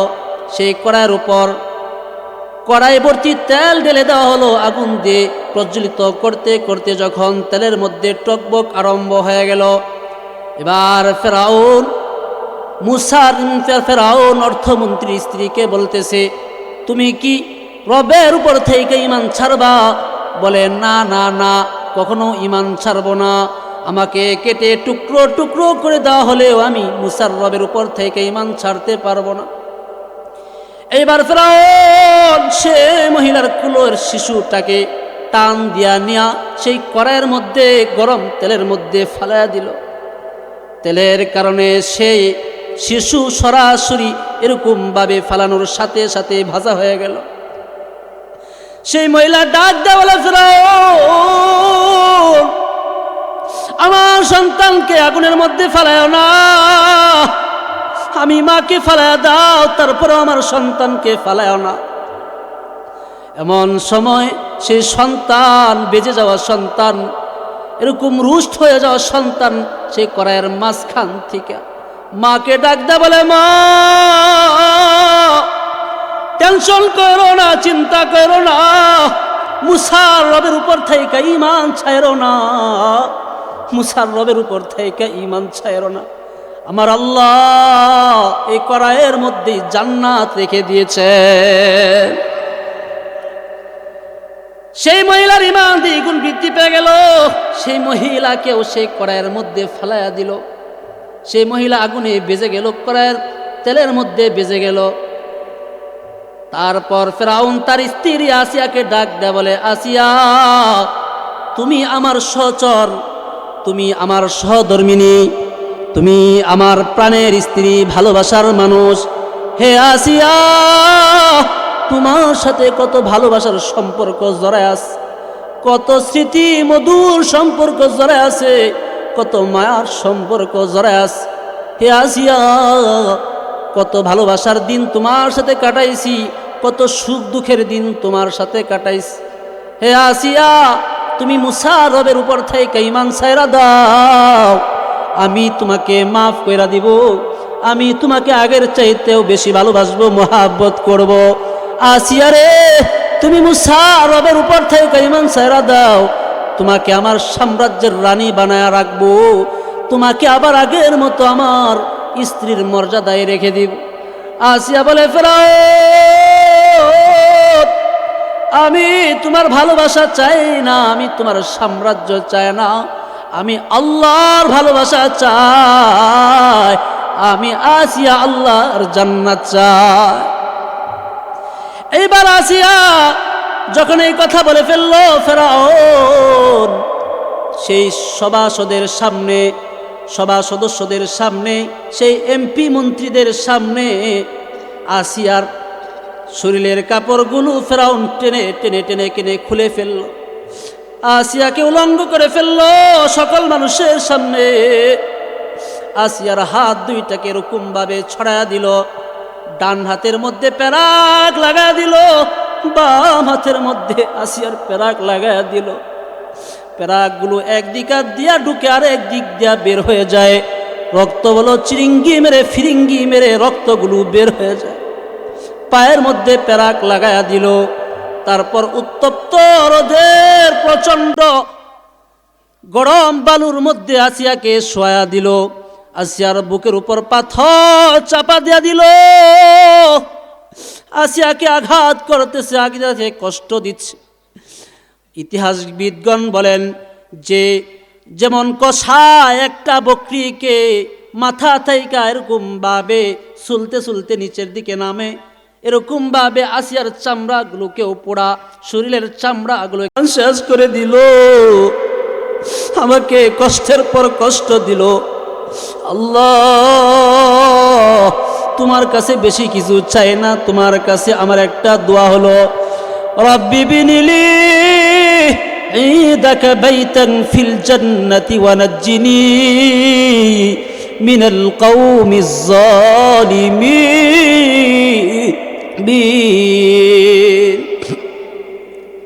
আসিয়া রবের কাছে দোয়া করে, আল্লাহ, রব্বি বিনিলি ইনদাকা বাইতান ফিল জান্নাহ, আল্লাহ তোমার কাছে জান্নাতের মধ্যে একটা ঘর নির্মাণ করে দাও, একটা ঘর নির্মাণ করো।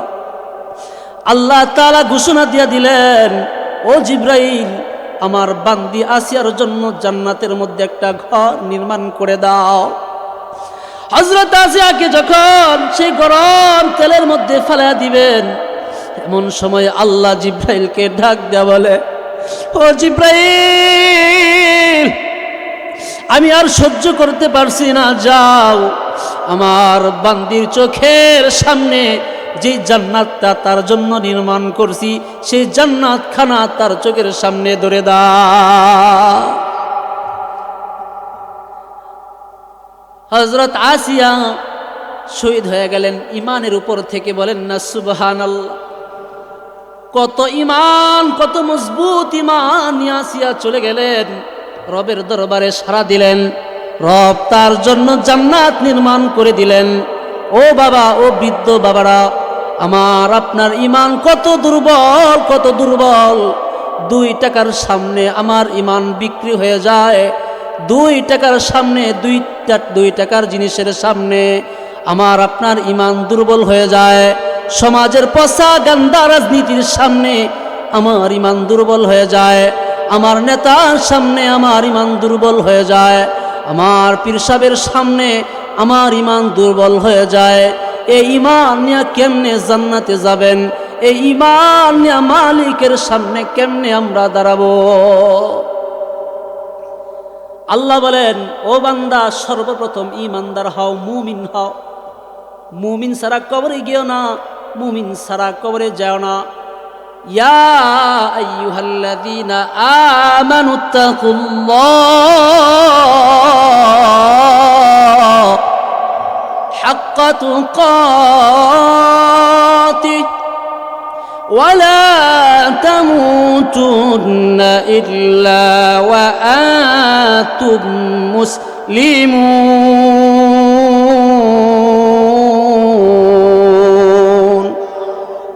আল্লাহ রাব্বুল আলামিন বলেন, বান্দা আল্লাহকে ভয় করো, ভয় করার মতো ভয় করো।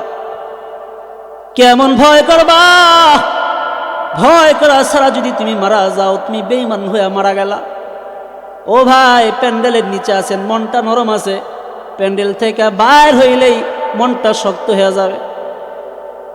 ব্যবসার ক্ষেত্রে গেলে আল্লাহকে যদি ভয় না করেন, তাহলে দুর্নীতির আশ্রয় নেবেন, ধোঁকাবাজির আশ্রয় নেবেন, মিথ্যাবাদীর আশ্রয় নেবেন। যখন আল্লাহকে ভয় করবেন তখন সৎ ব্যবসা করবেন, ঠিক কিনা বলেন? যখন আল্লাহকে ভয় করবেন তখন ক্ষেতের মধ্যে গেলে 2 নম্বরই করবেন না, অন্যের জনের আল কাটবেন না। যদি আল্লাহকে ভয় করেন তাহলে সৎ কাজটাই ক্ষেতের মধ্যে করবেন, ঠিক কিনা বলেন? যখন মানুষের সাথে লেনদেন করবেন তখন সুদের আশ্রয় নেবেন না, ঠিক কিনা বলেন?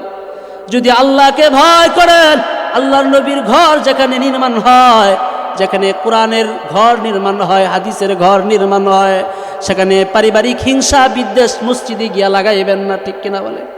কারণ আল্লাহর ভয় আছে, উমুকের সাথে আমার লেনদেন হয়েছে, উমুকের সাথে ঝগড়া হয়েছে, কারণ আমি তো আল্লাহকে মহাব্বত করি, এই ঝগড়া নিয়ে মসজিদের মধ্যে লাগাবো না, আল্লাহকে মহাব্বত করি। যদি আল্লাহকে মহাব্বত করে সে কবর যে যেতে পারি, কবর হবে আমার জন্য জান্নাত, সেই কবর হবে আমার জন্য জান্নাতের বাগান।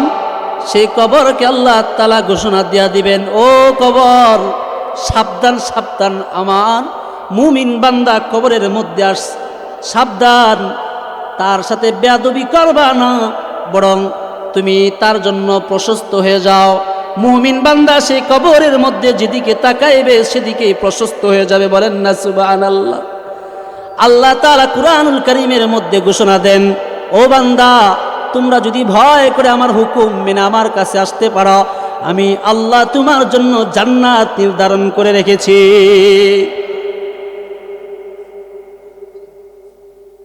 নারায়ে তাকবীর, নারায়ে তাকবীর, নারায়ে তাকবীর। প্রধান বক্তার আগমন, মুফতি আব্দুল্লাহ আনসারী সাহেবের আগমন, মুফতি আব্দুল্লাহ আনসারী সাহেবের আগমন। আজকের মাহফিলের পক্ষ থেকে লাল গোলাপ শুভেচ্ছা, বলেন। আজকের মাহফিলের পক্ষ থেকে, এলাকাবাসীদের পক্ষ থেকে আমাদের প্রধান মেহমান চলে আসছে। তো আলোচনা লম্বা করার আর কোনো সুযোগ নেই, ইনশাল্লাহ শেষ করে দিচ্ছি। যেহেতু একটু অল্প একটু আয়াত এবং হাদিস বলে ইনশাল্লাহ শেষ করে দিব। হুজুর কি জোরাবে? যাই হোক, তাহলে আসেন, আমার সময় আছে আর 1 ঘন্টা। কি কোন আপনারা 1 ঘন্টা থাকবেন? হ্যাঁ, একটু পরে এই যে দেখেন উঠাউঠি শুরু গেছে, দেখছেন? এই যে লোক উঠাউঠি করছে, প্রস্তাব করতে গেছে।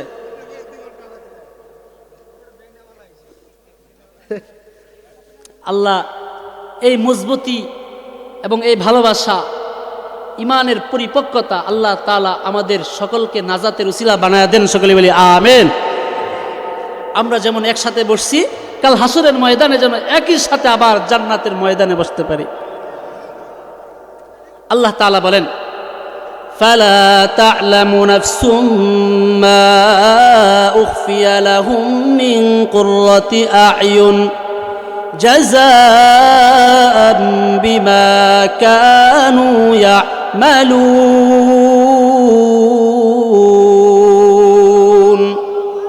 আল্লাহ রাব্বুল আলামিন বলেন, বান্দা তুমি জানো না আমি আল্লাহ কেমন জান্নাত তোমার জন্য নির্ধারণ করে রেখেছি।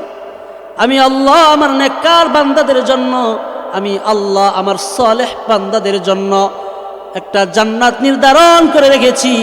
যে সকল বান্দারা দুনিয়ার জমিনে আমি আল্লাহর হুকুম মেনে চলেছে, যে সকল বান্দারা আমি আল্লাহর জমিনের মধ্যে আমার বিধান মেনে চলেছে, নবীর হুকুম মেনে চলেছে, নবীর আদর্শ মেনে চলেছে, তাদের জন্য আমি আল্লাহ জান্নাত নির্ধারণ করে রেখেছি। কেমন জান্নাত জানোনি? আমি আল্লাহ এমন জান্নাত নির্ধারণ করে রেখেছি, সেই জান্নাত দেখার সাথে সাথে তাদের চক্ষু শীতল হয়ে যাবে। আল্লাহ রাসূল বলেন, আল্লাহ তাআলা হাদিসে কুদসিতে আমাকে জানায় দেন, আদাতুল ইবাদিয়াস সালিহিনা মা লা আইনুন রাআত ওয়ালা উযুনুন সামিআত ওয়ালা খাতারা আলা কলবি বাশার। ও আমার বান্দা, আমি আমার সালেহ বান্দাদের জন্য এমন একটা জান্নাত নির্ধারণ করে রেখেছি, যে জান্নাত আজ পর্যন্ত দুনিয়ার কোনো মানুষের চক্ষু দেখে নাই। বলেন না সুবহানাল্লাহ। এমন একটা জান্নাত নির্ধারণ করে রেখেছি, যে জান্নাত আজ পর্যন্ত কোনো বনি আদমের কান শ্রবণ করে নাই। বলেন না সুবহানাল্লাহ। সেই জান্নাতের নাজ নিয়ামতের কথা, সেই জান্নাতের চাকচিক্যতার কথা, সেই জান্নাতের সৌন্দর্যের কথা আজ পর্যন্ত কোনো দুনিয়ার মানুষের কান শ্রবণ করে নাই। সেই জান্নাতের কল্পনাও আজ পর্যন্ত কোনো মানুষের অন্তর কল্পনাও করতে পারে নাই। এমন একটা জান্নাত আমার আল্লাহ আমার আপনার জন্য রেখেছেন। বলেন না সুবহানাল্লাহ। সেই জান্নাত কেমন হবে? আল্লাহর রাসূল জানায় দেন, বান্দা আমার আল্লাহ তোমাকে এমন এমন দামি জান্নাত দিবেন, মাটির ঘরের জান্নাত তোমাকে দিবে না, টিনের ঘরের জান্নাত তোমাকে দিবে না। দুনিয়াতে একটা মাটির ঘর তৈরি করার জন্য ভাই ভাই শত্রুতা করেনি। দুনিয়ার জমিনে টিনের একটা ঘর করার জন্য ভাই ভাই শত্রুতা করো। দুনিয়ার জমিনে ইটের ঘর তৈরি করার জন্য ভাই ভাইকে কূপ মারো, ভাই ভাইকে হত্যা করে ফেলো।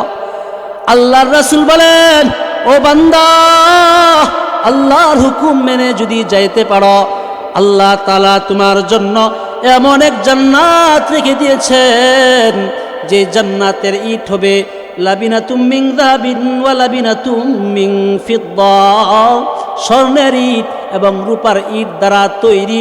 আল্লাহ তাআলা তোমাকে জান্নাত দান করবেন। জান্নাতের ইট হবে কি? স্বর্ণ আর রূপা। সুবহানাল্লাহ। স্বর্ণ আর রূপা। জান্নাতের এক একটা ইট হবে স্বর্ণ, এক একটা ইট হবে রূপার। পয়গম্বর জানায় দেন, ওয়া মিলাতুহাল মিসকুল আযফার।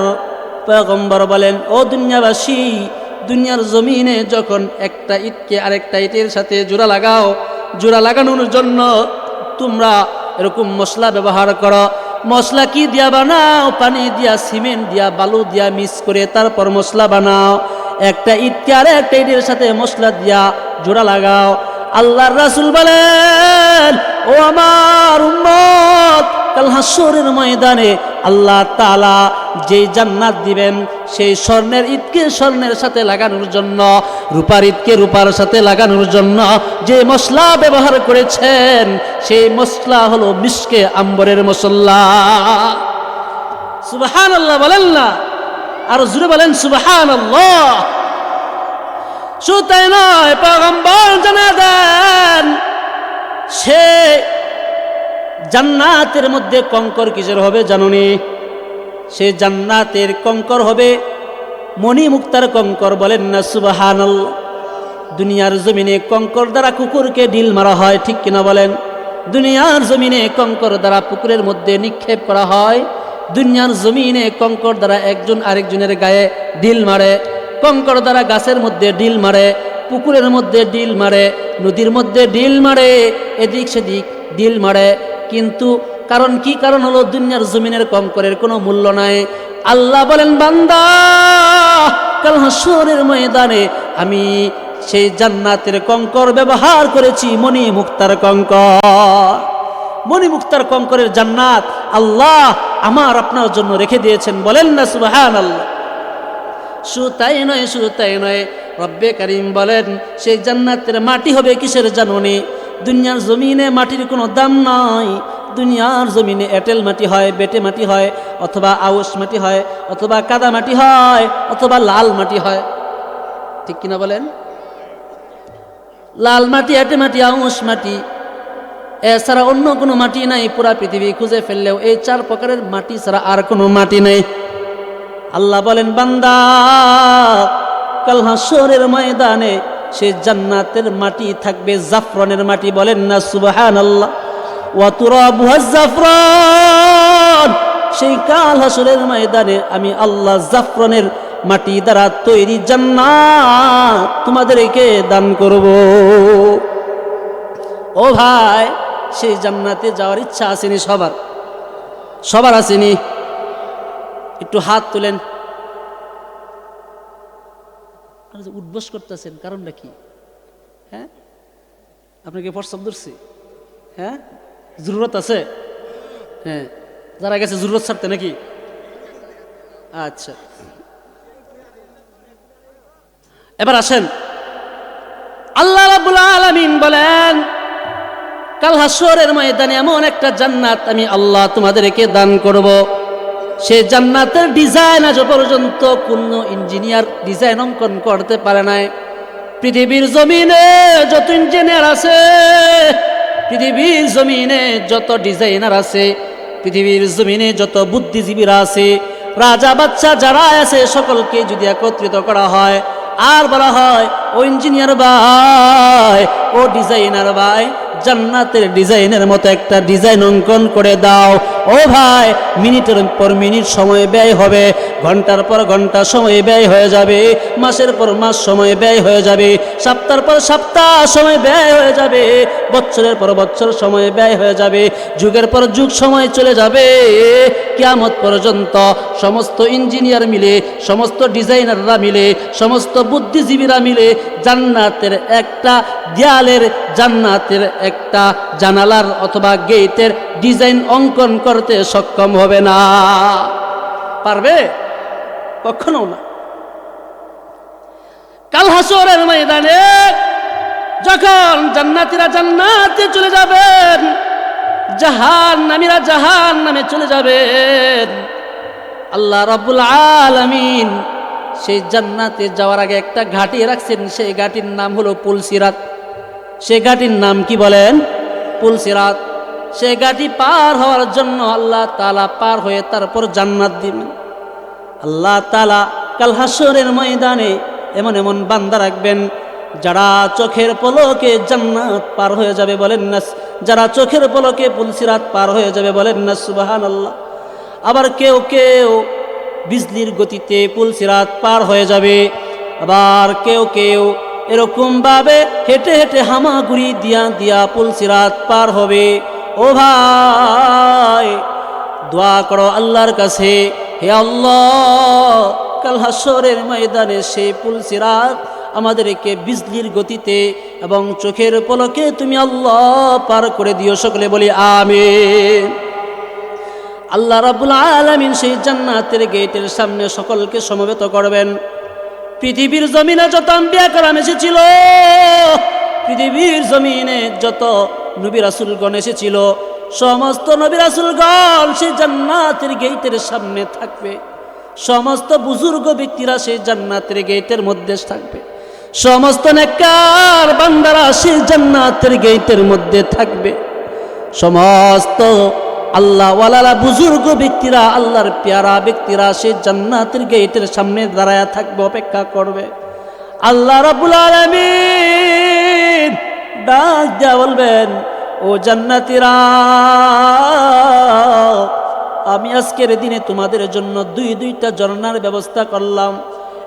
1 নম্বর ঝর্ণা থেকে তোমরা পানি পান করবা, আরেকটি ঝর্ণা থেকে তোমরা ওযু করবা।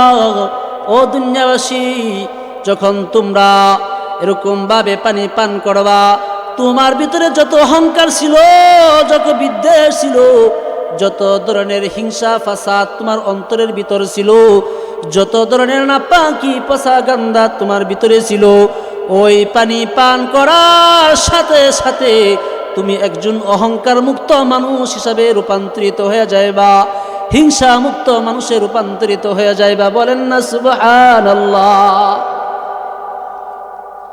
আল্লাহ রাব্বুল আলামিন এমন একটা ঝর্ণার ব্যবস্থা করে রাখলেন। আল্লাহ বলেন, বান্দা, ওই যে দুনিয়ার জমিনে তোমার নাকের ডগায় যদি ময়লা থাকতো, তোমার নাকের ডগায় যদি ময়লা থাকতো, আর তোমার বাপ যদি দেখতো তোমার দিকে তাকায় তো না, কারণ সন্তানের নাকের ডগায় ময়লা বিশ্রী দেখা যায়। তোমার মা তোমার দিকে তাকায় না, কারণ সন্তানের নাকের ডগায় ময়লা তাকে বিশ্রী দেখা যায়। তোমার ভাই বোন তারা তোমার দিকে তাকায় না, বন্ধু বান্ধব তারা তোমার দিকে তাকায় না, কারণ তোমাকে বিশ্রী লাগে, নাকের ডগায় ময়লা। আল্লাহ বলেন, বান্দা, আমার জান্নাতে ঢোকার আগে এমন একটা ঝর্ণার ব্যবস্থা করলাম, সেই ঝর্ণা থেকে পানি পান করার সাথে সাথে নাকের মধ্যে যত ময়লা আছে, মুখের মধ্যে যত কাশি আছে, এবং গলার মধ্যে যত ধরনের কফ আছে, এবং মুখের মধ্যে যত ধরনের থুতু আছে, সব একদিনের জন্য না, 2 দিনের জন্য না, চিরকালের জন্য আল্লাহ দূর করে দিবেন। আল্লাহ রাব্বুল আলামিন আরেকটা ঝর্ণার ব্যবস্থা করলেন, সেই ঝর্ণা থেকে তোমরা ওযু করবা। রব্বে করিম বলেন, বান্দা, সেই ঝর্ণা থেকে তোমরা যখন ওযু করবা, সেই ঝর্ণা থেকে ওযু করার সাথে সাথে আর বেটে মানুষ বেটে থাকবে না, লম্বায় রূপান্তরিত হয়ে যাবে। বলেন না সুবহানাল্লাহ। কেমন লম্বায় রূপান্তরিত হয়ে যাবে? 60 হাত লম্বায় রূপান্তরিত হবে। শুধু তাই নয়, কালো মানুষ আর কালো থাকবে না, সুন্দরী রূপান্তরিত হয়ে যাবে। বলেন না আল্লাহু আকবার। বৃদ্ধ মানুষ আর বৃদ্ধ থাকবে না, টকবকে 33 বছরের যুবকে রূপান্তরিত হয়ে যাবে। বলেন না সুবহানাল্লাহ। রব্বে করিম বলেন, ও বান্দা, আমি তোমাকে কেমন সুন্দর বানাইব জানোনি? ইউসুফ নবীর মতো তোমাকে সুন্দর বানায়া দিব। ইউসুফ নবী কেমন সুন্দর ছিল, কেমন সুন্দর ছিল, কেমন সুদর্শন ছিল ইউসুফ নবীকে যখন মিশরের নারীরা দেখলো, মিশরের নারীরা যে অভিব্যক্তি ব্যক্ত করেছিল, সেই অভিব্যক্তি কুরআনুল কারীমের মধ্যে রব্বে করিম তুলে দেন। বলেন না সুবহানাল্লাহ। মিশরের নারীরা যখন ইউসুফ নবীকে দেখলো, তারা বলতে শুরু করলো, ওয়া কুলনা হাশা লিল্লাহি মা হাযা বাশারা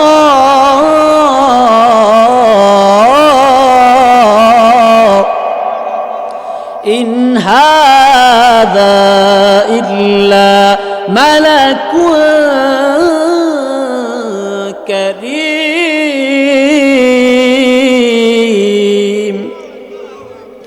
মিশরের নারীরা ইউসুফ নবীকে দেখার পর বলতে লাগলো, হায় হায়, এটা তো কোনো মানুষ না, এটা তো কোনো মানুষ না। নবীদের সাথেও সাক্ষাৎ করলেন, 2য় আসমানে নবীদের সাথে সাক্ষাৎ করলেন, 3য় আসমানে নবীদের সাথে সাক্ষাৎ করলেন, 4র্থ আসমানে নবীদের সাথে সাক্ষাৎ করলেন, 5ম আসমানে নবীদের সাথে সাক্ষাৎ করলেন, 6ষ্ঠ আসমানে নবীদের সাথে সাক্ষাৎ করলেন, 7ম আসমানে নবীদের সাথে সাক্ষাৎ করলেন। এরকম 7 আসমান পাড়ি দিয়া, আর সে মহল্লা পাড়ি দিয়া আল্লাহর সাথে দিদার নসিব করলেন, আল্লাহর সান্নিধ্যে চলে গেলেন, আল্লাহর কাছে গোপন গোপন কথা বললেন। কেমন কথা বললেন? হায়, সেদিকে গেলে বিশাল লম্বা আলোচনা হয়ে যাবে। আমি বলি, ইউসুফ নবী যখন কেমন সুন্দর ছিল, ইউসুফ নবী সুন্দর কেমন ছিল, আল্লাহ তাআলা মেরাজের রজনীতে সেই আল্লাহর কাছ থেকে ফিরে আসা দুনিয়ার জমিনে সাহাবায়ে কেরামদেরকে নিয়ে বসলেন। এবার আল্লাহর রাসূল বলতেছে, ও আমার উম্মত, আদম কেমন ছিল আমি দেখছি, আদম ছিল এমন। ইউসুফ নবী কেমন ছিল জানোনি? আল্লাহ তাআলা পুরা পৃথিবীর মধ্যে সৌন্দর্যকে, যত সৌন্দর্য আছে সমস্ত সৌন্দর্যকে 2টা ভাগ করলেন। বলেন কয়টা ভাগ? 2টা ভাগ করলেন। এক ভাগ পৃথিবীতে যত মাখলুক আছে সমস্ত মাখলুককে বাগাবাগি কইরা দিলেন, বন্টন কইরা দিলেন, আর একবার শুধুমাত্র ইউসুফের মধ্যে ঢেলে দিলেন। বলেন না সুবহানাল্লাহ। मैं सूरत यूसुफ को नहीं चाहने वाला, मैं सूरत यूसुफ को नहीं चाहने वाला, मैं कायस की मानंद नहीं आशिक लैला, मैं आशिक मौला हो मेरा इश्क निराला, मैं आशिक मौला हो मेरा इश्क निराला, जुमला जहां जिसकी तजल्ली से उजाला, जुमला जहां जिसकी तजल्ली से उजाला। चिल्ला बोलें ना अल्लाहु अकबर, आरो जुरे बोलें ना अल्लाहु अकबर।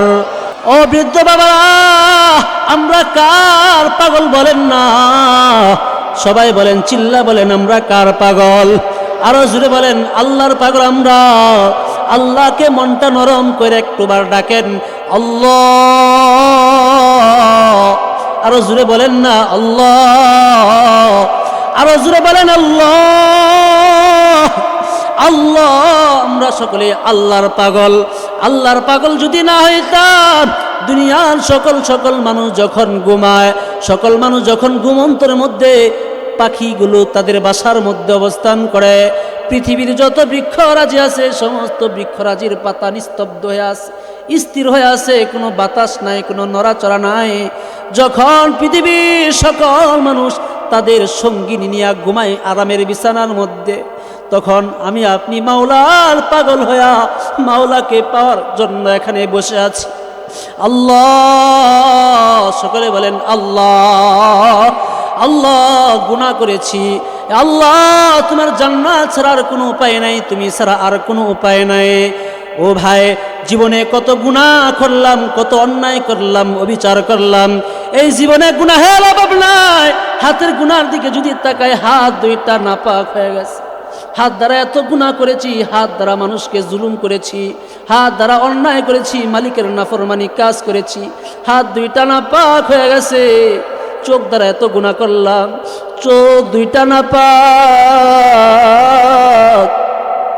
কান দ্বারা এত গুনাহ করলাম, কান দুইটা নাপাক হয়ে গেছে।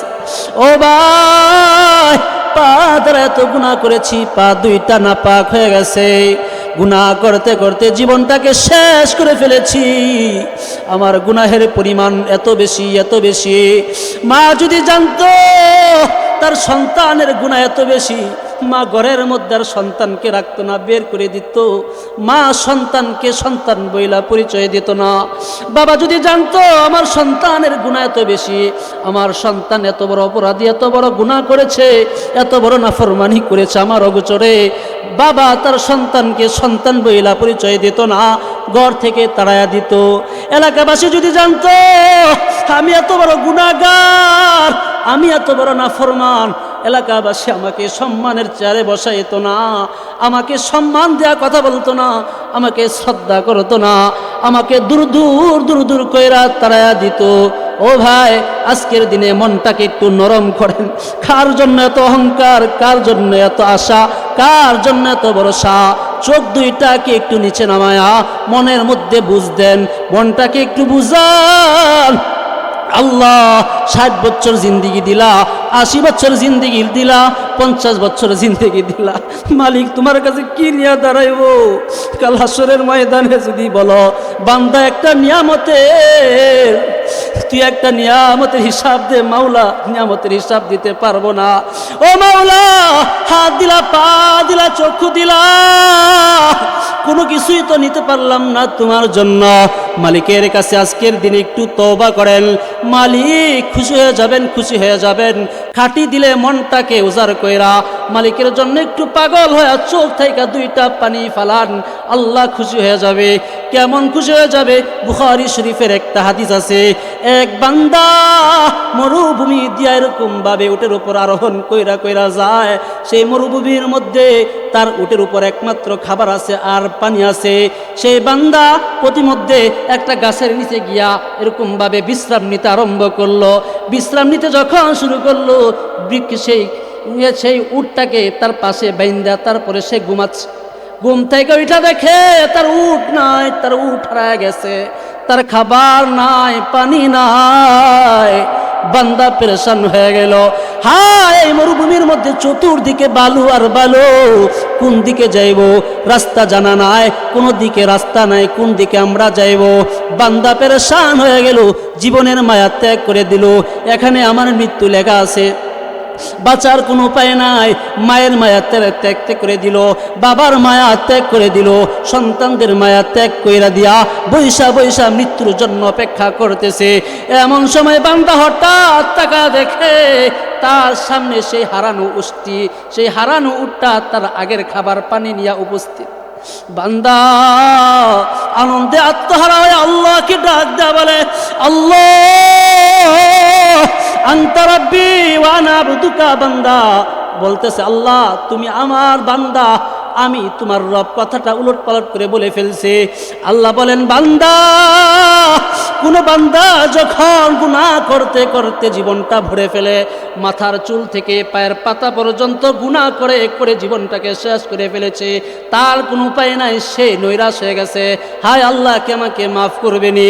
বান্দা কখনো নামাজ পড়ে নাই, বান্দা কখনো আমাকে সেজদা দেয় নাই, বান্দা কখনো আমার জিকির করে নাই, বান্দা কখনো আমার কালাম পাঠ করে দেখে নাই, বান্দা কখনো কোরআনটাকে একটু বুকের সাথে জড়ায় দেখে নাই, বান্দা কখনো আমাকে আল্লাহ বইলা ডাক দেয় নাই। অথচ আমি আল্লাহ তাকে ডাক দিলাম, ফজরের নামাজের টাইমে আমি আল্লাহ তাকে ডাক দিলাম, হাইয়া আলাস সালাহ, কিন্তু আমার বান্দা ডাকে সারা না দিয়া ঘুমের মধ্যে ঘুমাইলো। জোহরের টাইমে আমি আল্লাহ তাকে ডাকলাম, হাইয়া আলাস সালাহ, বান্দা আমার ডাকে সারা দেয় নাই। খেলতামাশার মধ্যে লিপ্ত, কাজে কর্মে লিপ্ত, সংসারের মহাব্বতে সে লিপ্ত। এরকম ভাবে আসরের টাইমে আমি হাইয়া আলাস সালাহ বইলা ডাকলাম, বান্দা আমার ডাকে সারা দেয় নাই। এরকম খেল তামাশার মধ্যে লিপ্ত। মাগরিবের টাইমে আমি আল্লাহ তাকে আবার হাইয়া আলাস সালাহ বইলা বইলা ডাকলাম, তারপরেও বান্দা আমার ডাকে সারা দেয় নাই। ও বান্দা, এশারের নামাজের টাইমেও মাওলা তোমাকে ডাকলো, হাইয়া আলাস সালাহ বইলা, এশারের নামাজের টাইমেও তুমি মাওলার ডাকে সারা দাও নাই। এরকম ভাবে একদিন না, দুই দিন না, বছরের জীবনের 30টা বছর কাইটা গেছে, 40টা বছর কাইটা গেছে, কোনোদিন মালিকের ডাকে সারা দাও নাই, কোনোদিন মালিকের কুদরতি পায়ে সেজদা দাও নাই। ও বান্দা, একটাবার মন কি চায় না মালিকে সিজদা দে? যে মালিক আমার চক্ষু ঠিকঠাক মতো দিলেন, আমার মালিক যদি পারতেন, আমার মালিক যদি চাইতেন, চক্ষুটাকে অন্ধ বানায় তারপর জমিনের মধ্যে পাঠাইতে পারতেন। ও বান্দা, একটাবার কি মন চায় না মালিকের কুদরতি পায়ে সেজদা দিয়ে হাউমাউ করে একটু কান্নাকাটি করি?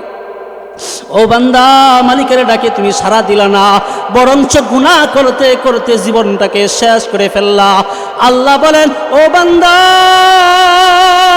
তুমি যত গুনাহ করো না কেন, আমার রহমত তোমার গুনাহ থেকে বেশি বড়।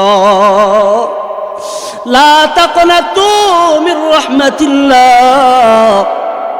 ও বান্দা, আল্লাহর রহমত থেকে তোমরা নিরাশ হও না।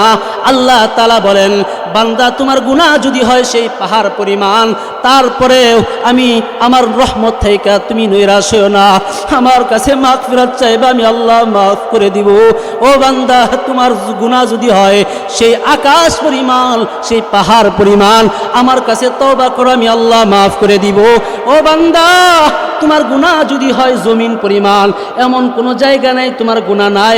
বাড়িতে গুনাহ করছো, মসজিদে গুনাহ করছো, বাজারে গুনাহ করছো, ক্ষেত খামারে গুনাহ করছো, আড়ালে গিয়া গুনাহ করছো, ঘরের মধ্যে দরজা বন্ধ কইরা একাকি গুনাহ করছো, দুনিয়ার কেউ দেখে নাই, কিন্তু আমার মাওলা তো দেখছে। ও বান্দা, আড়ালে গিয়া গুনাহ করে করে করে করে জীবনটাকে শেষ করে ফেলেছ। অন্তরটাকে ছিল হিংসা মুক্ত, কিন্তু গুনাহ করে করে হিংসাযুক্ত করে ফেলছ। এই অন্তরটা হিংসা দ্বারা ভরা, এই অন্তরটা অহংকার দ্বারা ভরা। ও বান্দা, হিংসা বিদ্বেষ বাদ দিয়া অহংকার বাদ দিয়া আল্লাহর সামনে নিজের মাথাটা নত করে ফেল। এই শেষ রজনীতে মাওলা প্রথম আসমানে চলে আসেন। প্রথম আসমানে আইসা বান্দাকে ডাকতে থাকেন, আলা মিন মুস্তাগফিরি ফাগফির লাহু, আলা মিন তারজিকিং ফারজুকাহু। ও বান্দা, আসনি ক্ষমা প্রার্থনাকারী এমন কোন বান্দা আমার কাছে ক্ষমা চাইবে, আমি আল্লাহ ক্ষমা কইরা দিব। তোমার কত গুনাহ হয়েছে আমার কাছে মাফ চাও, আমি ক্ষমা কইরা দিব। ও বান্দা, তোমার গুনাহ কি পাহাড় পরিমাণ? টেনশন নাই, আমার কাছে মাফ চাও, আমি মাফ কইরা দিব। তোমার গুনাহ কি সেই আসমানকে ধরে ফেলছে? কখনো তো আসমানকে ধরা সম্ভব না।